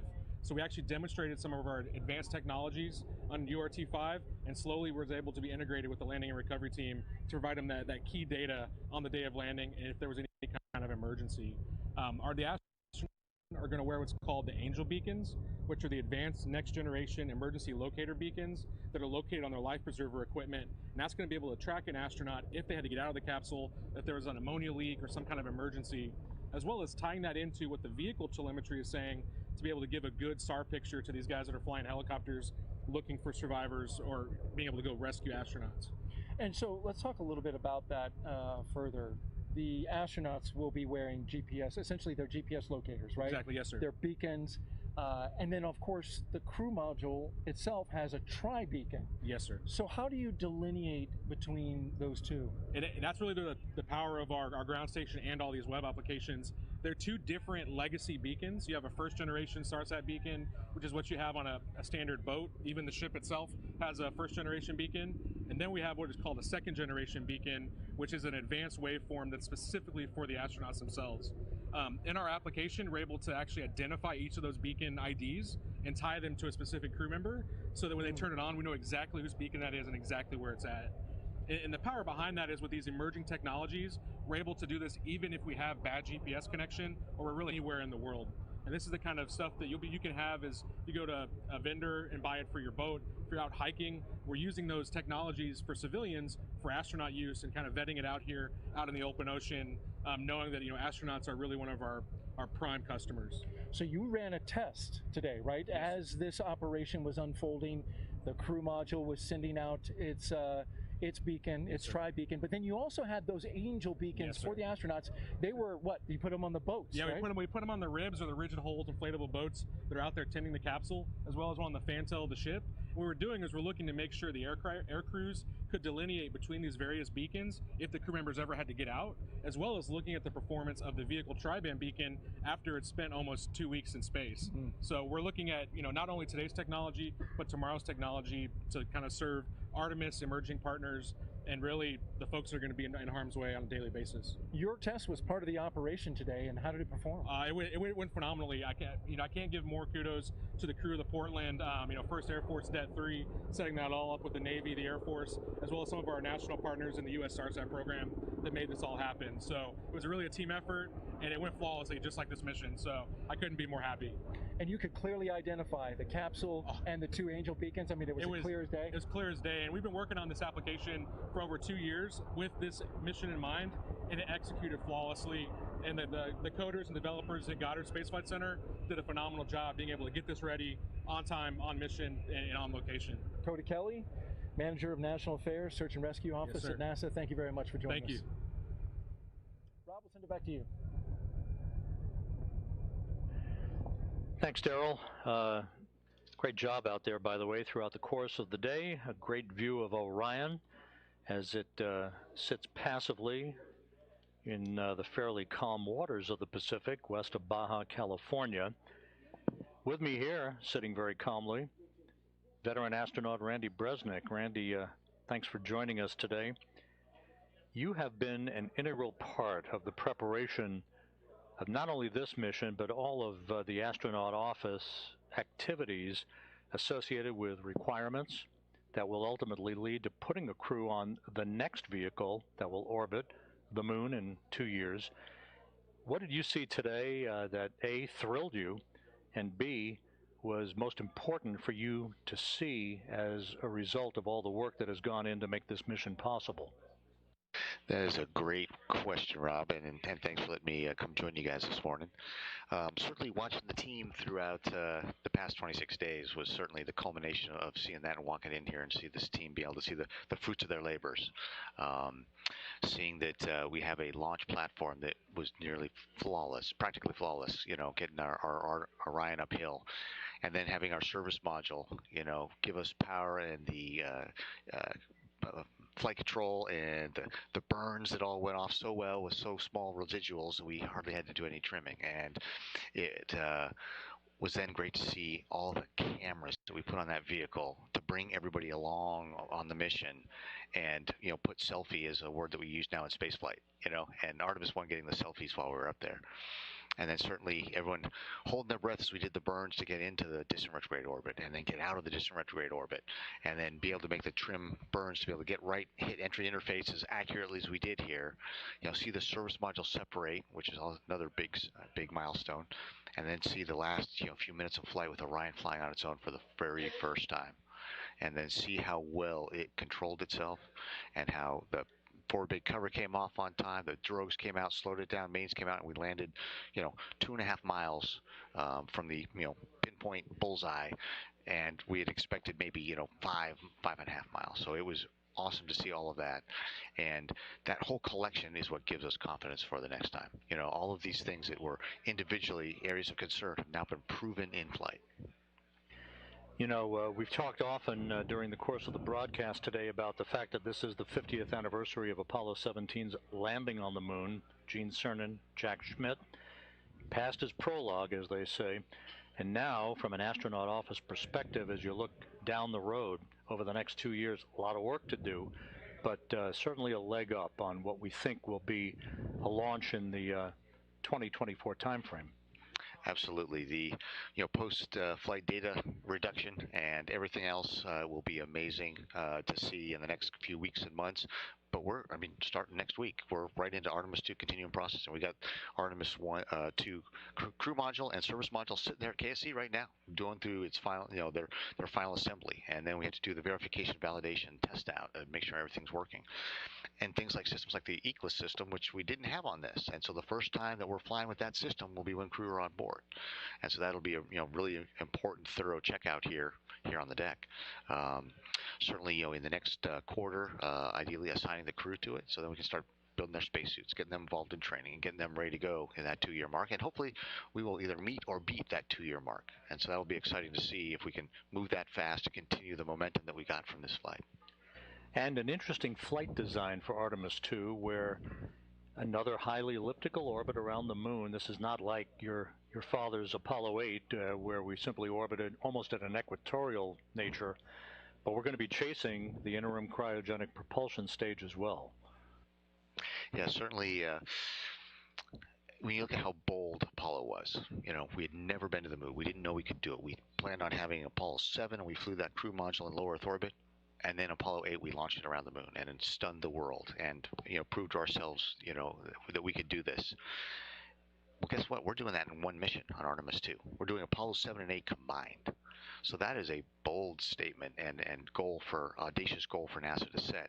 And like you said, the highly elliptical orbit that we launch up in here in Earth, so we can launch out, get into a 24-hour orbit to check out that environmental and life control system, such that we know that we can breathe, we know that the cooling works, we know that all the systems work, scrub the CO2, take out the humidity, to try the exercise device.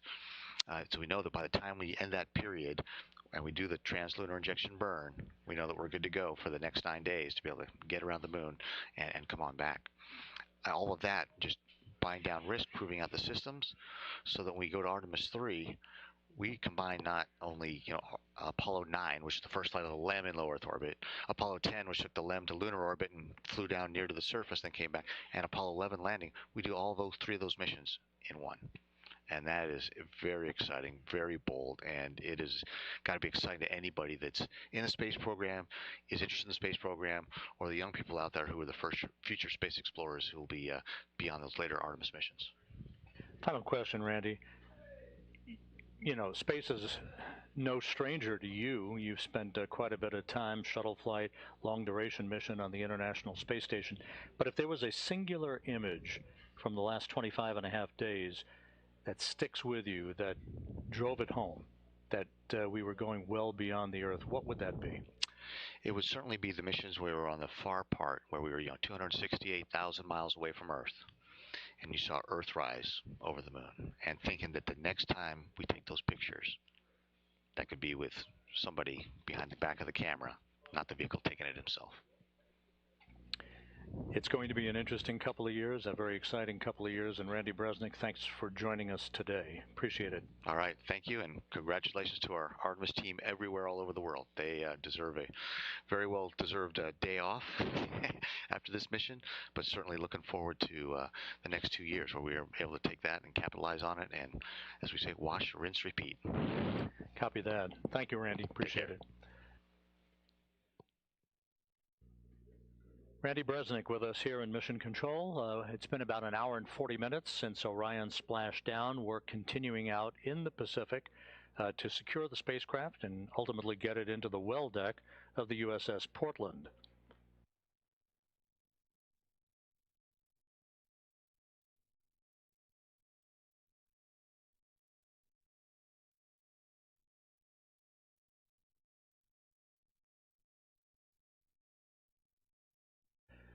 As the team here in Mission Control works through the post-splashdown procedures before they hand the vehicle over to the Exploration Ground Systems recovery team on the USS Portland. Again, let's go back out west of here to west of Baja, California, where Daryl Nail is standing by on the deck of the USS Portland. Daryl? It's simply beautiful out here, Rob, and we've got a perfect view, a front row seat to the Orion splashdown. I want to give you a quick update on the recovery operations. Recovery Director Melissa Jones has decided to go the full 2-hour waiting period for ammonia boil-off, and so that's going to put us at 11:40 a.m. Pacific time for the boats to then close in and get next to the spacecraft and begin sniffing it for any hazardous gases. You can see it just right off the port side of the USS Portland, still in the water. The Navy boats off to the left, they're standing by for that moment, which is in just about 18 minutes from now. They're going to go in and start that procedure. Both helicopters, though, are back on the flight deck as well. Those assets have completed their part of the job. I want to bring in now Jeremy Vanderkam.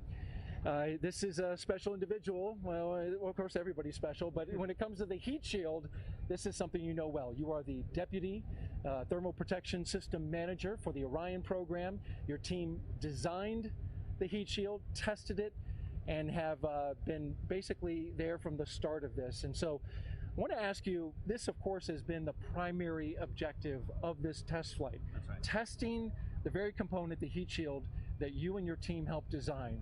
And so I want to ask you, first of all, how much do you just want to get out there and take a look at that heat shield, which is right behind you? I can't wait.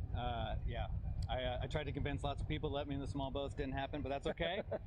We'll be doing our inspections once we get hard down in the well deck later this afternoon, and we'll get a good look at how we did. Do you have any early information from the imagery that has been taken thus far? Not a lot so far. We've been, looking at the capsule as it floats in the water through our binoculars and whatnot. Everything looks great, exactly as we expected it so far. But yeah, we'll get the details going here in a few hours.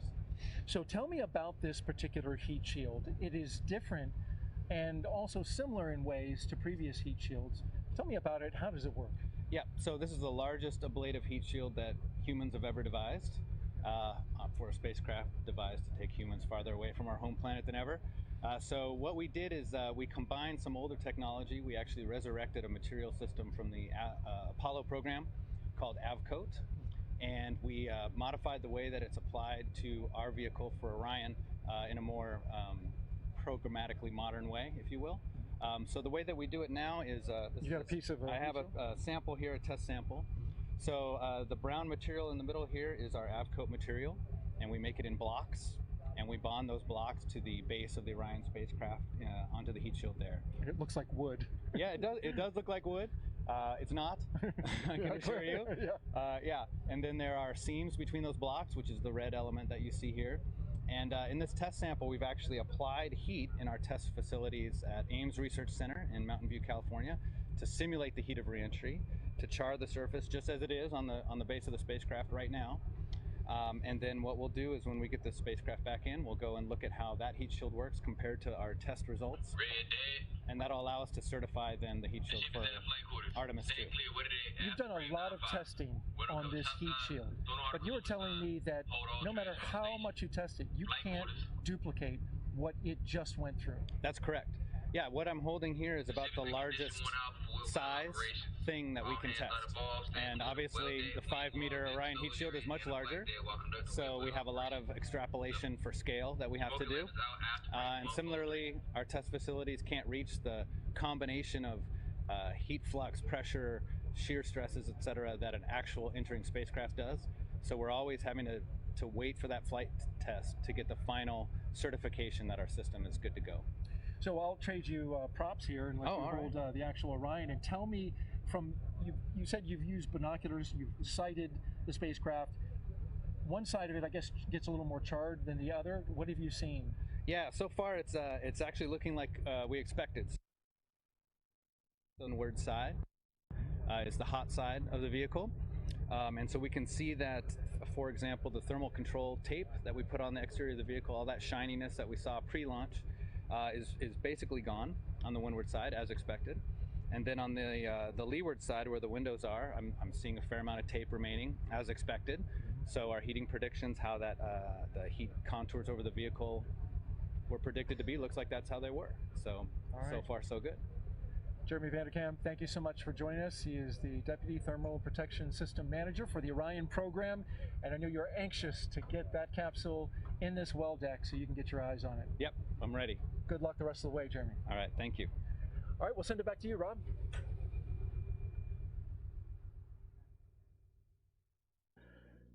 Thank you, Daryl. Back here in Mission Control. We're about 32 minutes or so away from the point at which the entry team of flight controllers plan to hand the vehicle over to the Exploration Ground Systems recovery team that Daryl has been involved with on the USS Portland. That will come after the completion of detailed flight test objectives, the last of which will be the restart of an ammonia boiler system to provide additional cooling for the vehicle. This is a test to see what kind of additional cooling might be required once a crewed mission returns from the moon to maintain the most comfortable level of cooling for a crew on board that is returning from the moon for an extended period of time, particularly if they wind up splashing down a further distance away from the recovery ship than Orion did today. Everything went perfectly during Orion's high-speed entry back into the Earth's atmosphere, and it splashed down and all of the post-splashdown activities that have occurred so far, as we will be continuing our coverage until Judd Freeling, the entry flight director, hands back the vehicle to the Exploration Ground Systems folks out in the Pacific.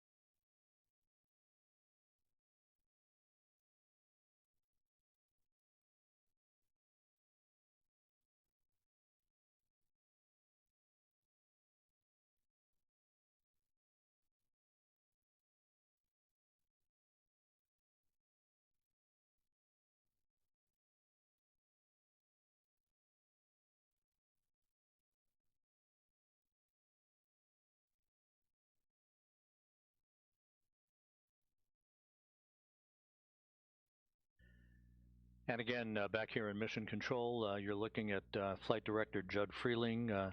In the middle of your screen, to his left, Flight Director Rick Henfling, as the entry team of flight controllers heading into the home stretch of their work here before they hand the vehicle back to the Exploration Ground Systems folks on the deck of the USS Portland, where, again, my colleague Daryl Nail is standing by with yet another guest.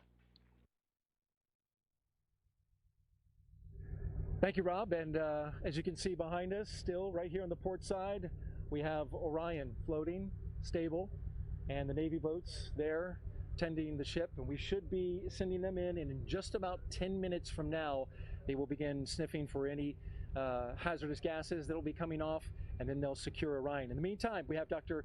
Emily Spreen, the Sasquatch team lead for NASA. And if you thought that your name was unique, well, it is.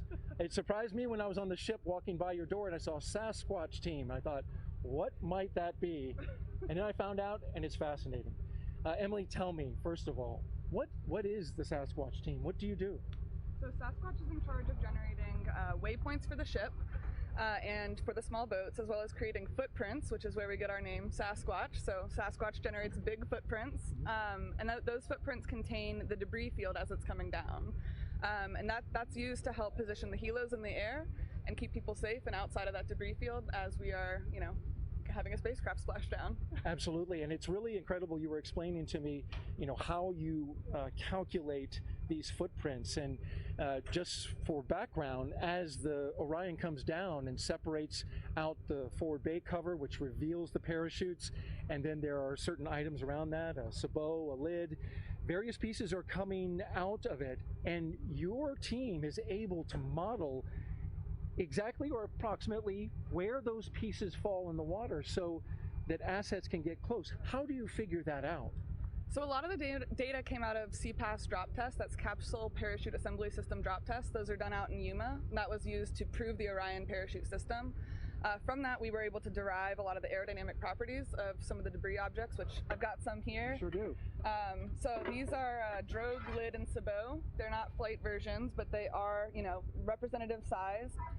These would be, on top and bottom of a parachute as it's mortar deployed, like a cannon out from Orion.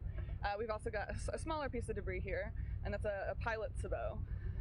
So essentially, at the drop tests, we were able to, really hammer down what those different aerodynamic properties are using rate of descent and then where those things touch down in Yuma. And we're able to use that in our model here for actual Artemis I operations. And as I understand it, there are 26 pieces of debris, right, that came out from, the separation of the forward bay cover and the parachutes, and you model every single one of those 26 pieces?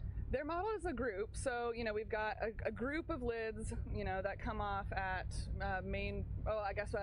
drogue parachute deployment, right? So we've got a couple lids that come off, a couple sabots, and so we say the lids and sabots, they'll be in this footprint as that footprint descends and then goes into the ocean.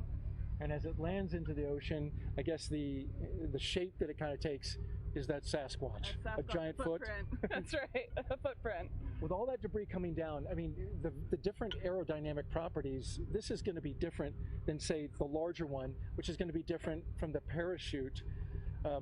What kind of modeling goes in to be able to tell where that parachute's going to float? Because a parachute takes many forms as it's falling. Right. So we're taking in, we're using that CPAS data, but we're also taking in day of weather conditions.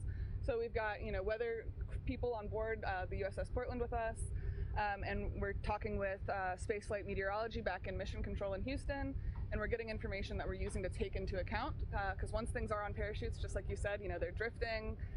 But with that, we were able to predict the CM splashdown location within a nautical mile. So that's impressive. Yeah, we're really, really pleased. It went beautifully. Wow, nice job to your team and to you. Thank you. That right there is impressive. Now, I was just going to ask you, how about the rest of the debris field?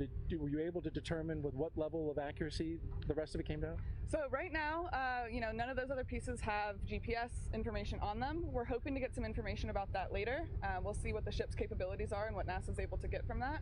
but that's something that's still in the works. So we'll see. All right. I'm pretty certain. Emily Spreen, Sasquatch team lead for NASA. Thank you to you and your team for doing such a great job with us and joining us. It's been an honor. It's been great. Thank you. All right. Rob?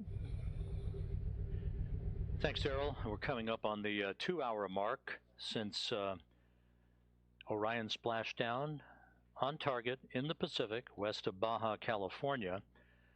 The end to Orion's 25-and-a-half-day mission culminated a mission that was punctuated by a tremendous number of highlights, and we can take a look back at some of those highlights now.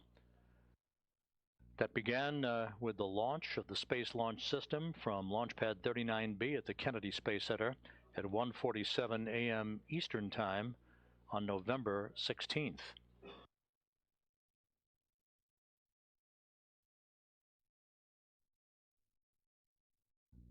The Space Launch System lifted off, conducted a roll program to place itself on the proper azimuth and the proper trajectory to enter a orbit of the Earth. It would spend the Orion spacecraft itself with its associated European service module and the attached interim cryogenic propulsion stage would spend one orbit in low Earth orbit. And there is the separation of the core stage.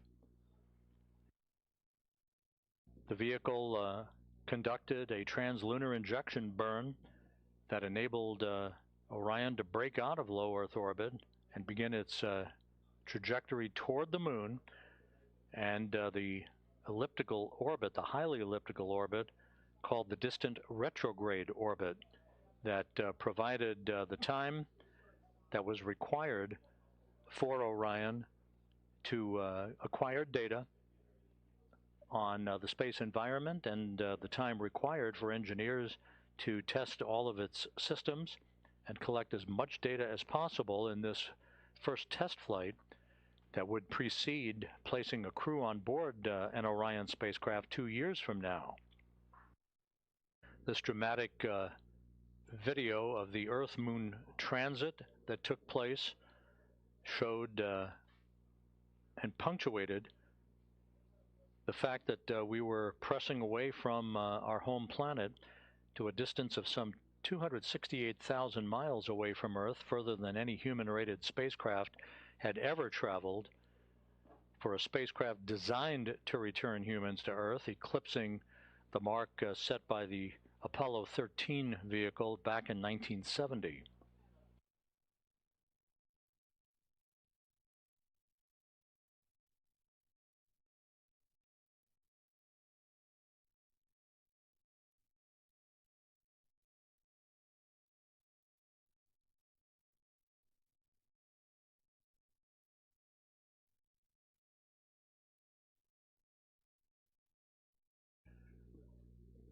The distant retrograde departure burn that began the trip home for Orion this past Monday.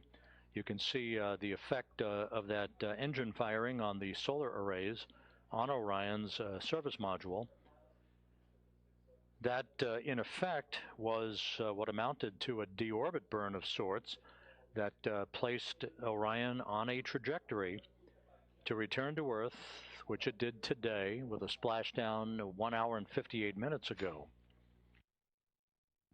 As we circled back around the moon for the return powered flyby, we saw a dramatic close-up of the moon and the crescent of the Earth in the distance, using the moon's gravitational field as a slingshot effect to set our sights on the Earth and the trajectory required to splash down in the Pacific, which we did, as Orion gently waits for the arrival of the recovery team that will begin the process of hauling the spacecraft into the well deck of the USS Portland. And this was the view from the cabin camera looking upward out of the forward bay, basically the top of Orion, as the first chutes were deployed.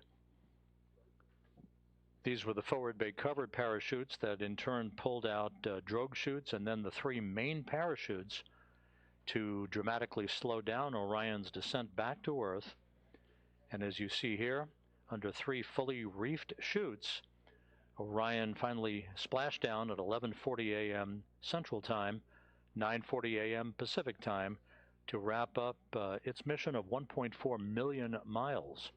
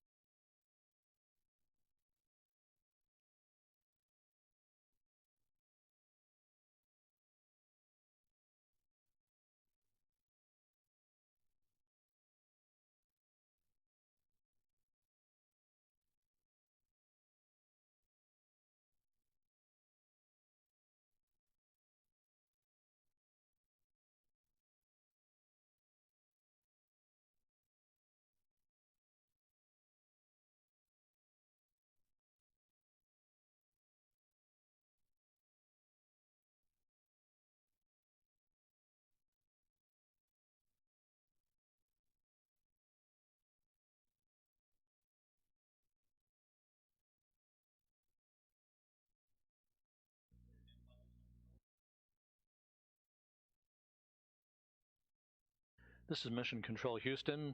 Flight controllers here reporting back to Flight Director Judd Freeling that they have begun the power down of Orion's systems, with everything looking good and data having been acquired.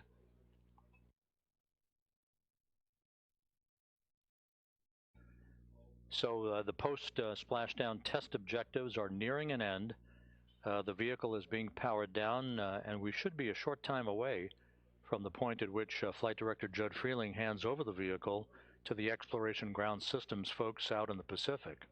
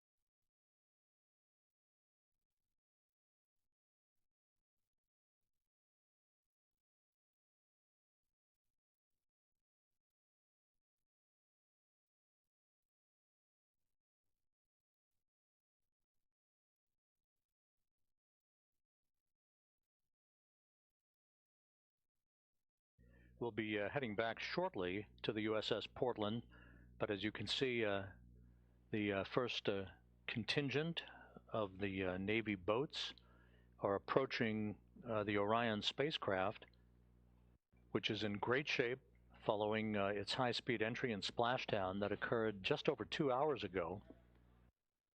We're just minutes away from handing over the vehicle to the Exploration Ground Systems folks.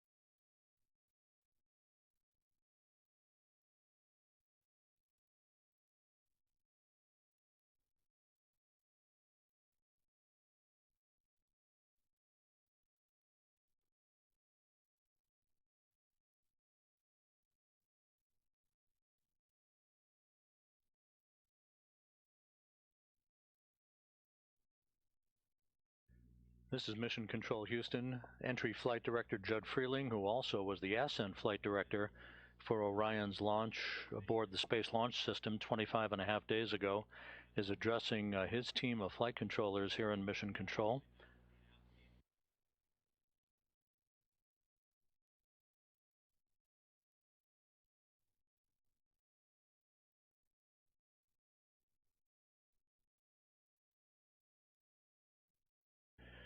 With that, Judd Freeling has handed over the Orion vehicle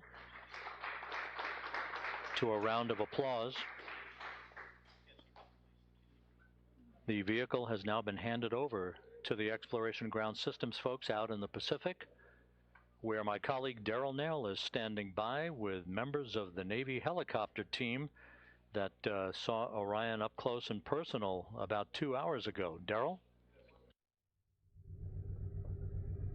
That's right, Robin. They were the first to see it. They picked up the heat signature as it came above the horizon, and they were the first to have a close-up look of the Orion crew module as it was in the water. I have with me, as you mentioned, 3 Navy pilots with the HSC-23 squadron in the Navy. They were flying the MH-60s, the Nighthawk helicopters. I've got Jacob Naylor, Jackson Cotney, and Gabe Weigelt.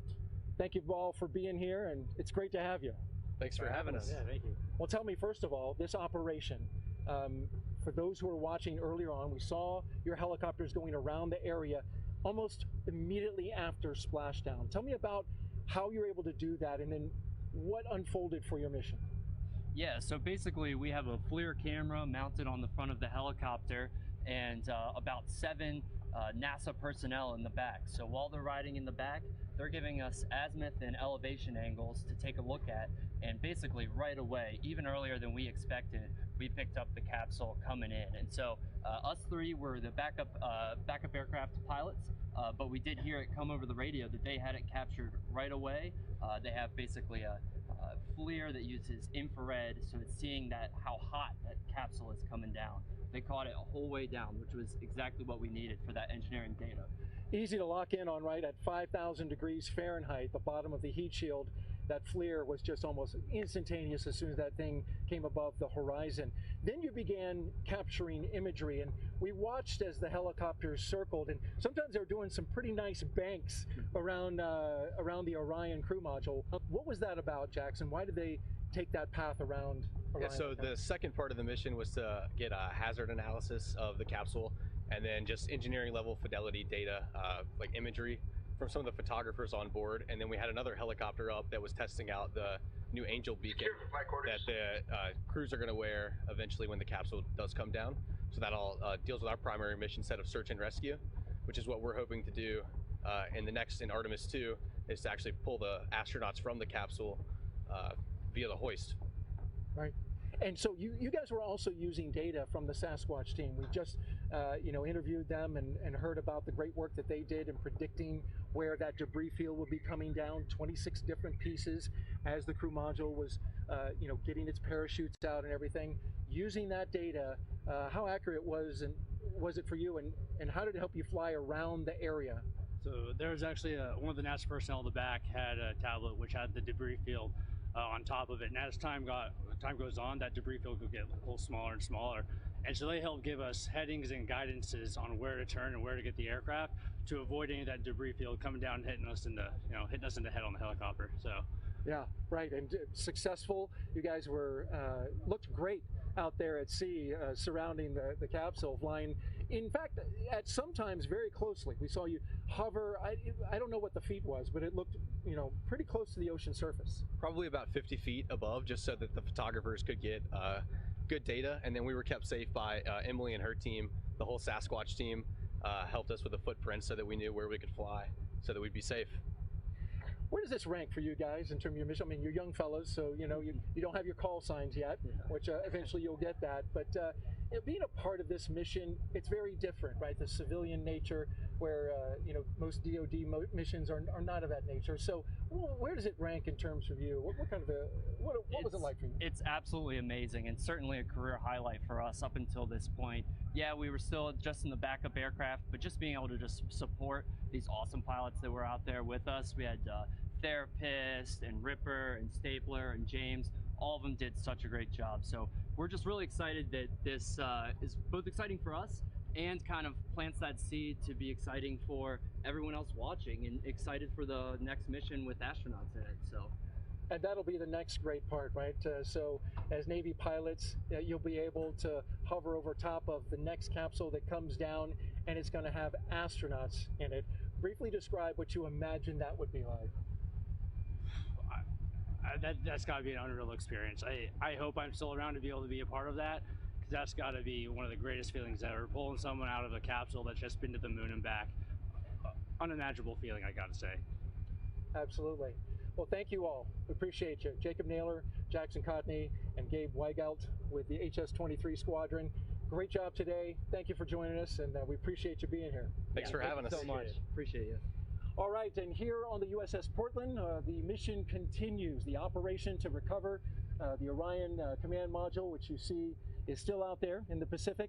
We're awaiting the Navy boats to get a little closer to begin their operations and sniffing out hazardous gases and making sure that they are able to connect up to that capsule and tow it back inside the USS Portland, our Navy ship on scene here.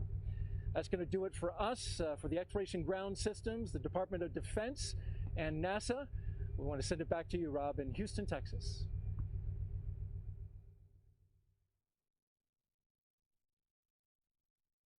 Thank you, Daryl, and magnificent job out there on the USS Portland, and the work is just beginning out there, as you heard. Here in Mission Control, the work is over for the entry team of flight controllers who have handed the vehicle over to the Exploration Ground Systems folks out in the Pacific, with the power down of Orion having been completed. Entry Flight Director Judd Freeling has released his team, and they will be making their way out of Mission Control with Orion's handover now complete. Splashdown occurring at 11:40 a.m. Central Time, 9:40 a.m. Pacific Time. The team is posing for a team picture before they are released for the day. Upcoming, you can follow, if you wish, all of the remaining recovery work, including the Orion being brought into the well deck of the USS Portland on the YouTube channel that you see there, www.youtube.com/KSC Newsroom. The Kennedy Space Center Exploration Ground Systems folks now in charge of the operations to bring Orion back into the well deck, to get it back on shore, and then transport it back to the Kennedy Space Center for post-flight analysis. That'll wrap up our coverage of Orion's return to Earth. And let's point you to our post-splashdown news conference that's coming up at 2:30 p.m. Central Time, 3:30 p.m. Eastern Time on NASA television, as a variety of folks discuss entry, splashdown, and recovery, and take a look back at the 25-and-a-half-day mission of Orion, its first flight, next stop, a crew on board 2 years from now. With that, we wish you a great Sunday. This is Mission Control, Houston.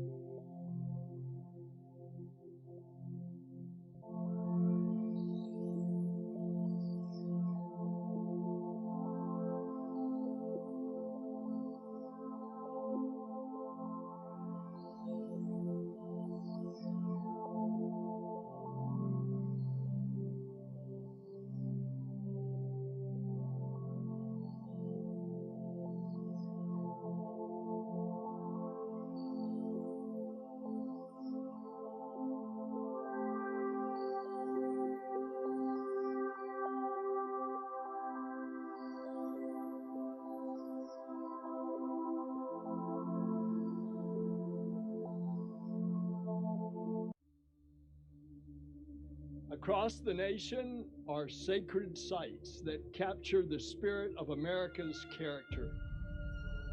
And one of those places is right here, the Kennedy Space Center. Every single vehicle that has carried humans beyond the bounds of low Earth orbit has undergone integration and testing in that vehicle assembly building, crawled down this roadway and launched right here from the Kennedy Space Center. The Space Launch System, mated with the Orion spacecraft, will continue this proud tradition. As soon as we roll out of the vehicle assembly building, High Bay 3, and the world gets a chance to see this rocket, I think it is going to be shocking. On March 17th, NASA took a giant step toward returning humanity to the moon. The fully assembled Space Launch System rocket and Orion spacecraft for the Artemis I mission made its debut outside the massive vehicle assembly building. We've seen the mobile launcher outside, and it's massive, but now add an over 300-foot rocket on top of it, it's just going to be amazing. Charlie Blackwell Thompson oversees the launch countdown, ultimately providing the go for launch. Entity, launch director, representing this team and all the men and women that have worked to make this day happen, I proudly give you a go to roll the Artemis launch vehicle to the pad. Ladies and gentlemen, the world's most powerful rocket right here.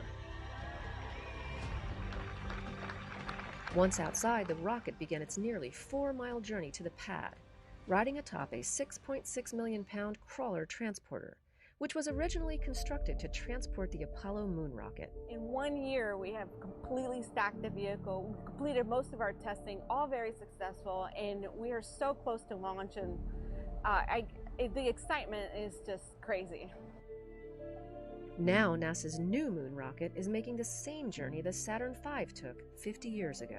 And just as all eyes are on the SLS tonight as it makes its journey, in a few short weeks, all eyes are going to be on the sky as it rocks the space coast and takes its maiden flight around the moon. It is amazing to see the culmination of all of this work of many years from many industries and many people that have come and go, to have a chance to then now see their work going over to the pad and then launching to go to the moon. The rocket is rolling to historic Launch Complex 39B, its launch pad used for both Apollo and shuttle launches, sending hundreds of astronauts to space throughout the decades, and now on tap to send hundreds more as we return to the moon and venture beyond to Mars. But for this mission, there will be no astronauts on board. Before the uncrewed Artemis I stack can launch to our nearest celestial body, it has to travel to the pad for a wet dress rehearsal, a test to run the rocket, capsule, launch team, and launch pad through their paces, simulating a launch countdown. When we get to the pad team will be connecting all the interfaces between the pad and the mobile launcher so that we can go ahead and start our operations at the pad. So at that point, the launch director really takes over, and she will go down the sequence as if it was really a normal launch day. Wet dress rehearsal is essentially launch without a launch. It is to really, the reason we're doing it is to verify and validate all of the pieces that go into launch countdown. So wet dress is really our opportunity to find any issues or adjustments that we need to make. and our launch countdown. For Artemis I, the wet dress rehearsal is the final and most critical test before the rocket can return to the launch pad for liftoff to the moon. During the countdown, over 730,000 gallons of supercooled liquid propellants will be loaded into the rocket as part of the nearly 2-day launch countdown. We will configure all of the ground systems exactly the way we would for launch, and we will fully load the core stage and the interim cryopropulsion stage with their liquid fuels. That'll be the first time that that's been done from here at Kennedy Space Center. There have been pieces of these things done in multiple different areas. We've tested all of these systems in multiple different locations, but this will be the first time where we pull it all together and do all of it all in the same progression that we've got laid out for launch countdown. Wet dress is the biggest milestone we have aside from launch, because that means that the rocket is now put together, has been tested separately and together, and it is ready to go and be filled with fuel to simulate how we're going to do it at the pad, and then it tells us the rocket is ready to go for launch. And behind that wet dress rehearsal is a launch team made up of hundreds of engineers monitoring each system of the 320-foot-tall Artemis I rocket and capsule. Sitting in firing room 1 is the core launch control team, monitoring hundreds of launch commit criteria to ensure the ground systems and flight hardware are ready for launch. Now you would think that launch control team in firing room 1 is it, that's all you need. We have an expansive support team across really the entire NASA enterprise that is supporting us on launch day. And that support spans the entire nation, from additional systems engineers sitting in Kennedy's Firing Room 2, to the flight control team at Johnson Space Center in Houston, to the contractors responsible for designing and building each segment of the rocket and capsule. This team is really shaping up to be a great, very skilled, and ready to operate and execute launch for Artemis I. With the Artemis I launch team now fully certified and the wet dress rehearsal complete, SLS and Orion are ready for their final pit stop, returning to the VAB before venturing back to Launch Pad 39B for liftoff. I mean, we are going, and we're going together, and we're having an opportunity to do this in a new generation of space exploration in which I can say that I'm honorably a part of. You know, you come every day to the VAB and you see the rocket and you can't believe what we have accomplished. People throughout history have always explored, and you never know what you're going to learn. Exploration is not always about the destination, but it's the path that you travel, the things you learn along the way. And the things we're going to learn are going to be incredible. We can't even begin to understand what those are today. Our workforce has been a relentless spirit. We imagine, we build, we never stop pushing the envelope of what is possible.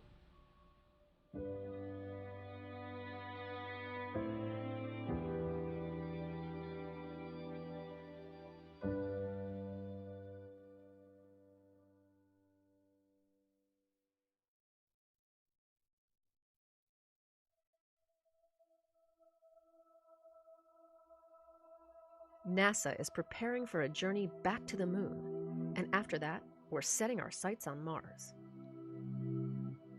To get there, we need tons of rocket power coming from our Space Launch System. When it comes to how much power this thing can push out, this thing is massive. It's going to be mesmerizing to stand next to this massive vehicle. The immensity of it, knowing that this thing is going to be propelling a rocket into space and around the moon.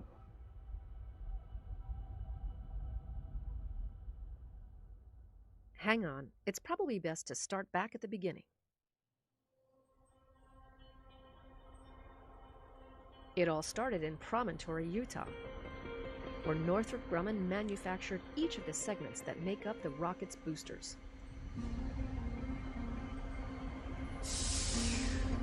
After a 10-day cross-country journey, the booster segments were delivered to Kennedy Space Center's Rotation, Processing, and Surge Facility, or RPSF.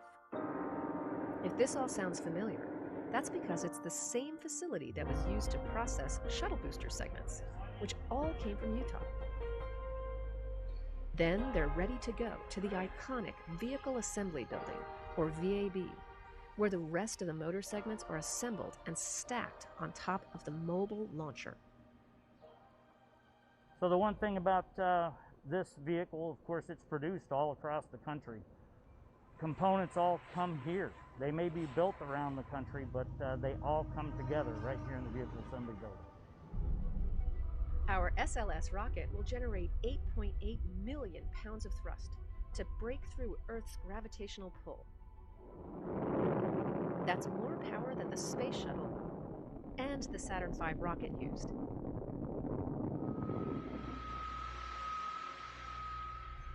Teams with NASA's Exploration Ground Systems are responsible for assembling the boosters that will house the majority of that power. The twin solid rocket boosters, made up of 10 total motor segments, will stand nearly 17 stories when fully stacked. First, teams will inspect and prep the hardware. Next, they're ready to start stacking the segments, a process that takes time, patience, and a steady hand. Once we have everything done in High Bay 4, we pick up the segment with the 325 crane, pick it up over the 16th floor crossover to where you see it now, and we begin stacking the segments. Each segment, we lift over the 16th floor crossover and stack it. Once we stack it, we put it on top of the segment below, and we put about 177 pins all the way around the whole thing to attach each segment. And the pressure to perform the operation flawlessly can test the team's nerves.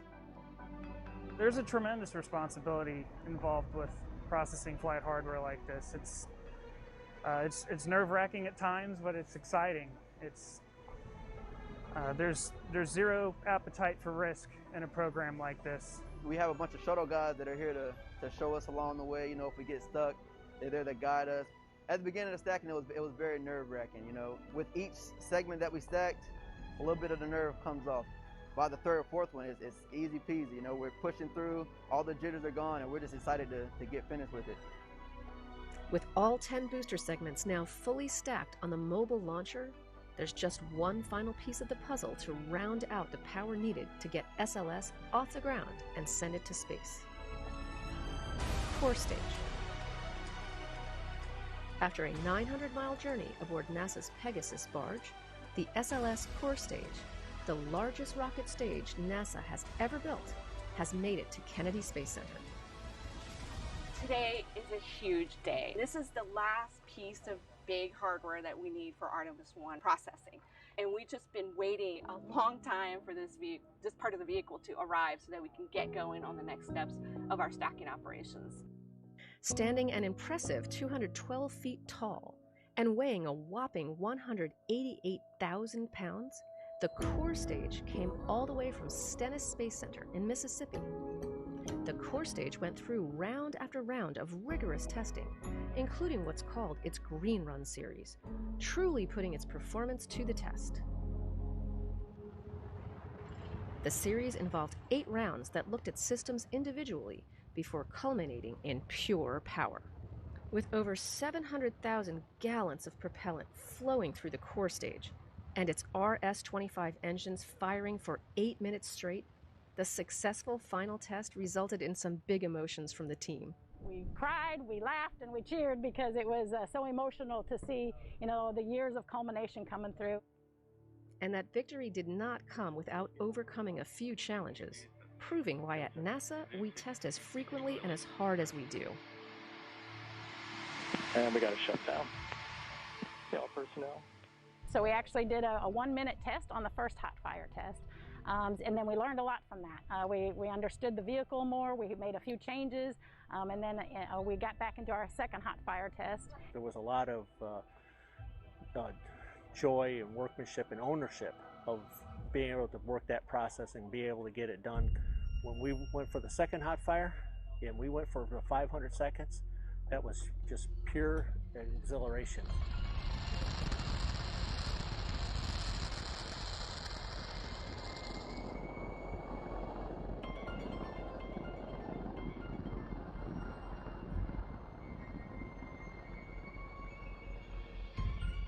Following its arrival at Kennedy, teams moved the core stage into the VAB, where it was lifted by a crane and placed in between the twin solid rocket boosters.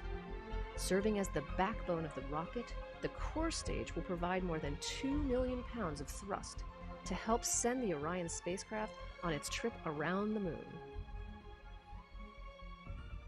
Essentially, we have these two massive cranes that are located inside of the VAB, where we go ahead and we pick 2 points at the end of the core stage, one on the back portion of it and on the front portion of it. We lift it up to the point where we're able to transition it from a horizontal position over into a vertical position, and then essentially bring it way up to the top of the vehicle assembly building and cross it over into High Bay 3, in which we ensure that we don't damage any part of the vehicle as it's incoming into its position. NASA's largest rocket stage, now fully integrated with the twin boosters, is ready to get Orion off the Earth. But it will take one more critical component to give the capsule that extra push it needs to journey tens of thousands of miles beyond the moon. With just a single RL-10 engine, the Interim Cryogenic Propulsion Stage, or ICPS, will provide over 20,000 pounds of thrust to send Orion on the ride of a lifetime. To connect the ICPS with the rocket stack, teams next added the launch vehicle stage adapter to the core stage, followed by the ICPS. The ICPS is the Interim Cryogenic Propulsion Stage, and essentially it's somewhat of the upper stage of the entire SLS vehicle. And what that will do is propel the Orion capsule along with its service module over to its destination, which at this point in time will be the moon. But before the spacecraft can be attached to the rocket, teams will conduct a series of tests to ensure all of SLS's components communicate properly with one another, plus the ground systems equipment, the launch control systems, and its software. Adding to the challenge, those methods for testing have changed significantly since the days of the Apollo program. Initially built in the 1960s to house assembly of the Saturn V, the VAB has undergone some major modifications to support several different kinds of rockets and spacecraft, whether they're going into low Earth orbit or venturing to deep space. This high bay was shuttle heritage. Before that, it was Apollo heritage. So there's upgrades that are still occurring today to include upgrades that will support Artemis II and Artemis III. When SLS blasts off from Kennedy's Launch Pad 39B, Orion isn't the only thing it will be sending to space. Hitching a ride with Orion are tiny shoebox-sized satellites called CubeSats that were loaded into the Orion stage adapter in Kennedy's Space Station Processing Facility. The extra room in the stage adapter provides a rare opportunity to send those CubeSats to deep space to conduct science and research of their own. And these CubeSats are on tap to study a range of topics, from the moon to asteroids to the effect of space radiation on living organisms. At this point, the stack is nearly complete.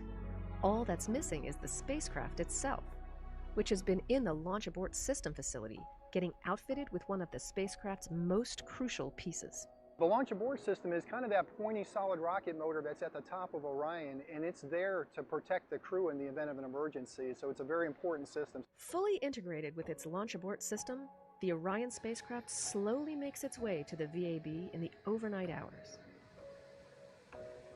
Upon its arrival, teams carefully lift and lower it onto the Orion stage adapter.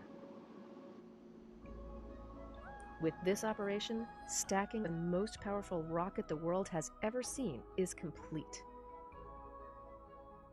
And what a sight to behold.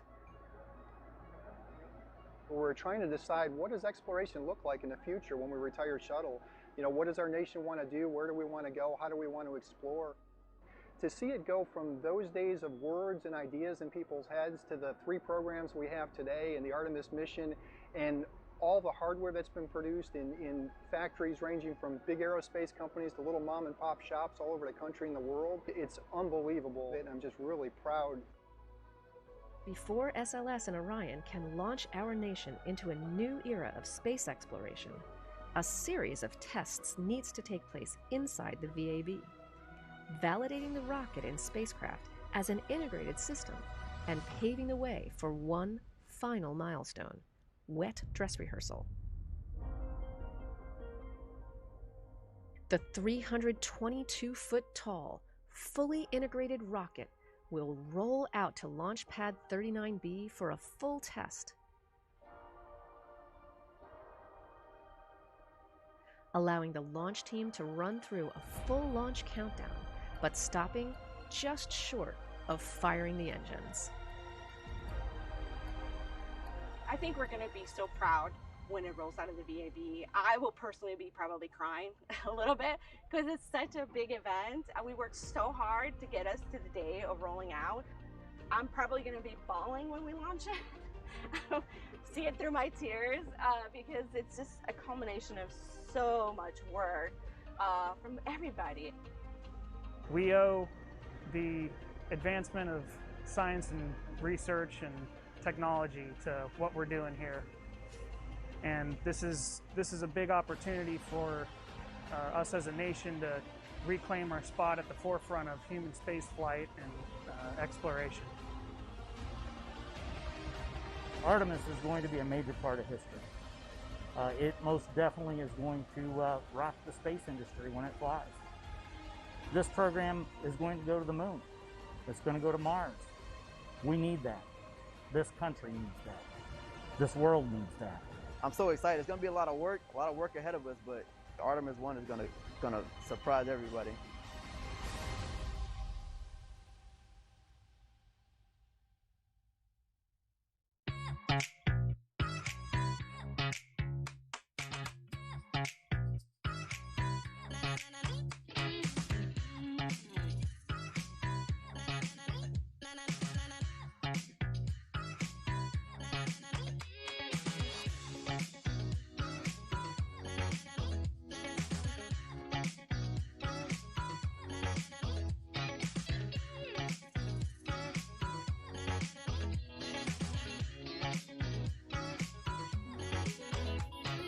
It's extremely exciting. In my lectures, there are always young people in the audience, and they always want to know when they're bringing it back, you know. And I always say, I don't think ever.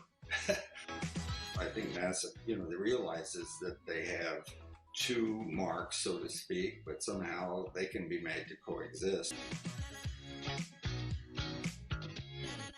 We had to analyze what had been done by NASA in the past. Finally, we realized that we had to have a unifier, something that was very strong to hold it all together. So over the process of working on it over the first month, I think we got simpler and simpler with our solutions so that it would work miles away on a T-38 or a rocket or a space shuttle.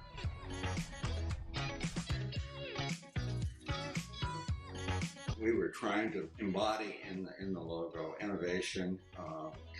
The organization still had aeronautics as well as space, and so that you see a kind of nose cone design inside of the A's and propulsion, kind of upward thrust. Great simplicity, but still movement. Roger, roll, Discovery. The term warmth came out of Florida in a newspaper down there, and it was meant to be derogatory, and I personally thought it was very derogatory. And eventually, over the years, the worm became a term of endearment, but it wasn't meant that at all in the beginning. When they started producing apparel a couple of years ago, they found out how young people in particular really like this program, and so they've allowed it to kind of come back to life on its own.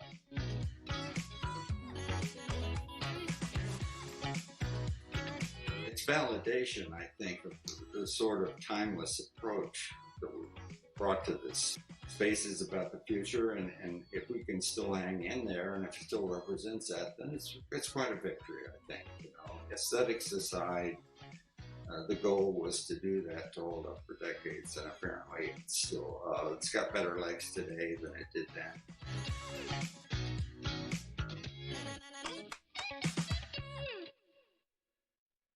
We all want to go back to the moon. Getting us back to the moon in this generation sparks a whole new generation of explorers. Hi, my name is Dr. Kay Renee Horton, and I am boots on the ground for SLS. We actually weld our liquid hydrogen tanks and our liquid oxygen tanks on this. It is the largest weld tool in the world. It's the only one of its kind. It stands 170 feet tall and has a diameter of about 27.6 feet. So as a quality engineer, we make sure that they're actually meeting the requirements they're supposed to meet. They do a phased array ultrasound, which goes in and checks to make sure we don't have any defects in the weld. To get up and to pull up the news article and they're talking about what you do at work is amazing for me. I really love detective novels, and so I'm an avid reader, and I actually write children's books in my spare time. My children's books are about Dr. H exploring the universe. Each day I walk into the factory, I know that I'm putting my footprints in history, and that's a pretty big deal for me.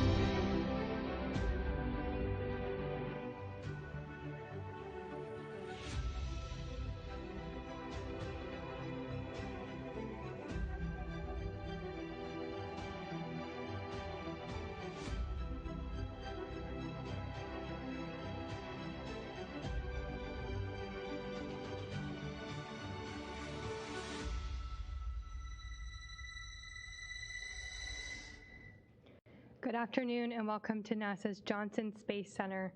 I'm NASA Press Secretary Jackie McGinnis, and what a historic and exciting day it is. Earlier this morning, NASA's Orion spacecraft splashed down in the Pacific Ocean off the coast of Baja, California at 9:40 a.m. Pacific time. After traveling more than 1.4 million miles on a path around the moon and returning safely to Earth. The record-breaking mission completes the Artemis I flight test, a 25.5-day mission that tested Orion in the harsh environment of deep space before putting astronauts on board. Today, to give you an update, we have Bill Nelson, NASA Administrator, Vanessa Weish, Director of the Johnson Space Center, Janet Petro, Director of Kennedy Space Center, joining us remotely, Jim Free, the Associate Administrator of the Exploration System Development Mission Directorate, Mike Serafin, the Artemis Mission Manager, Howard Hugh, the Orion Program Manager, Emily Nelson, Chief Flight Director here at Johnson, and Melissa Jones, Recovery Director at Kennedy, who's joining us remotely from the recovery ship. We'll be taking questions from those in the room and over the phone. As a reminder, you can press 1 to get into the queue. But first, I'd like to hand it over to our participants to say a few words. Administrator? Thanks, Jackie. This has been an extraordinarily successful mission, so much so that these folks will tell you about all the additional tests that they were able to run. What is the significance of this after a half century that we were last on the moon? There, we did the impossible, making it possible. Now we are doing that again, but for a different purpose. Because this time we go back to the moon to learn to live, to work, to invent, to create, in order to go on out into the cosmos to further explore. The plan is to get ready to go with humans to Mars late in the decade of the 2030s, and then even further beyond. And we know from what we are finding from the James Webb Space Telescope that it is a very, very large universe out there to be understood and explored. And so this is a great day, not only for America, but it's a great day for all of our international partners. That's a difference from 50 years ago. 50 years ago, we went as a country, as a government.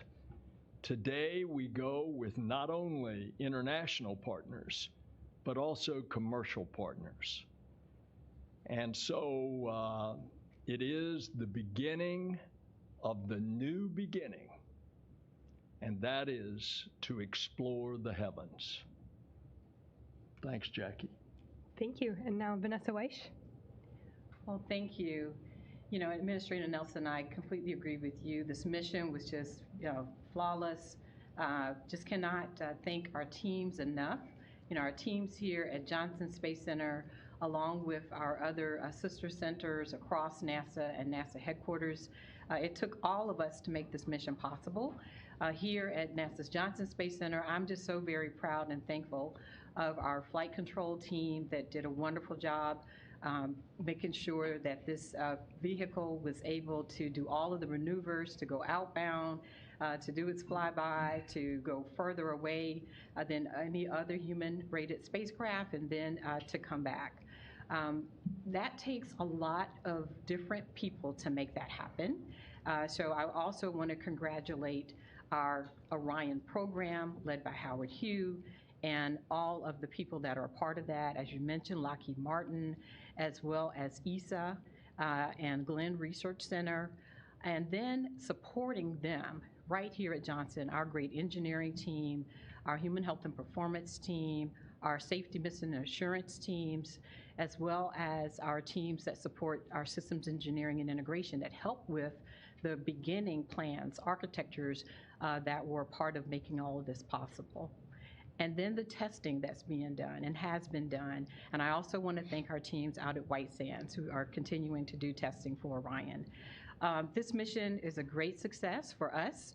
Right now, this tells us that this spacecraft has the outer bones and everything that it needs. So now we are going to go and finish outfitting it so that we can put humans on board on Artemis II. And that's, for us, a big, big deal because we'll put our astronauts on board. And so we're very much looking forward to that.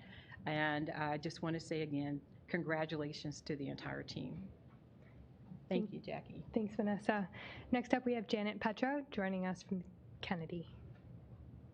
Hey, good afternoon, and it really is great to be here with you all today.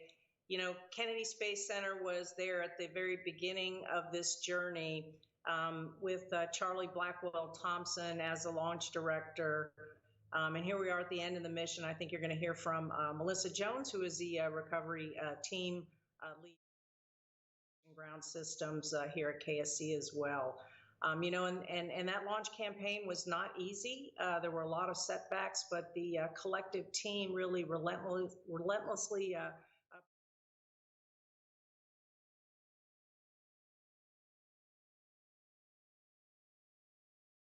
and Orion took off, and we watched in awe, and then we followed the vehicle as it made its journey.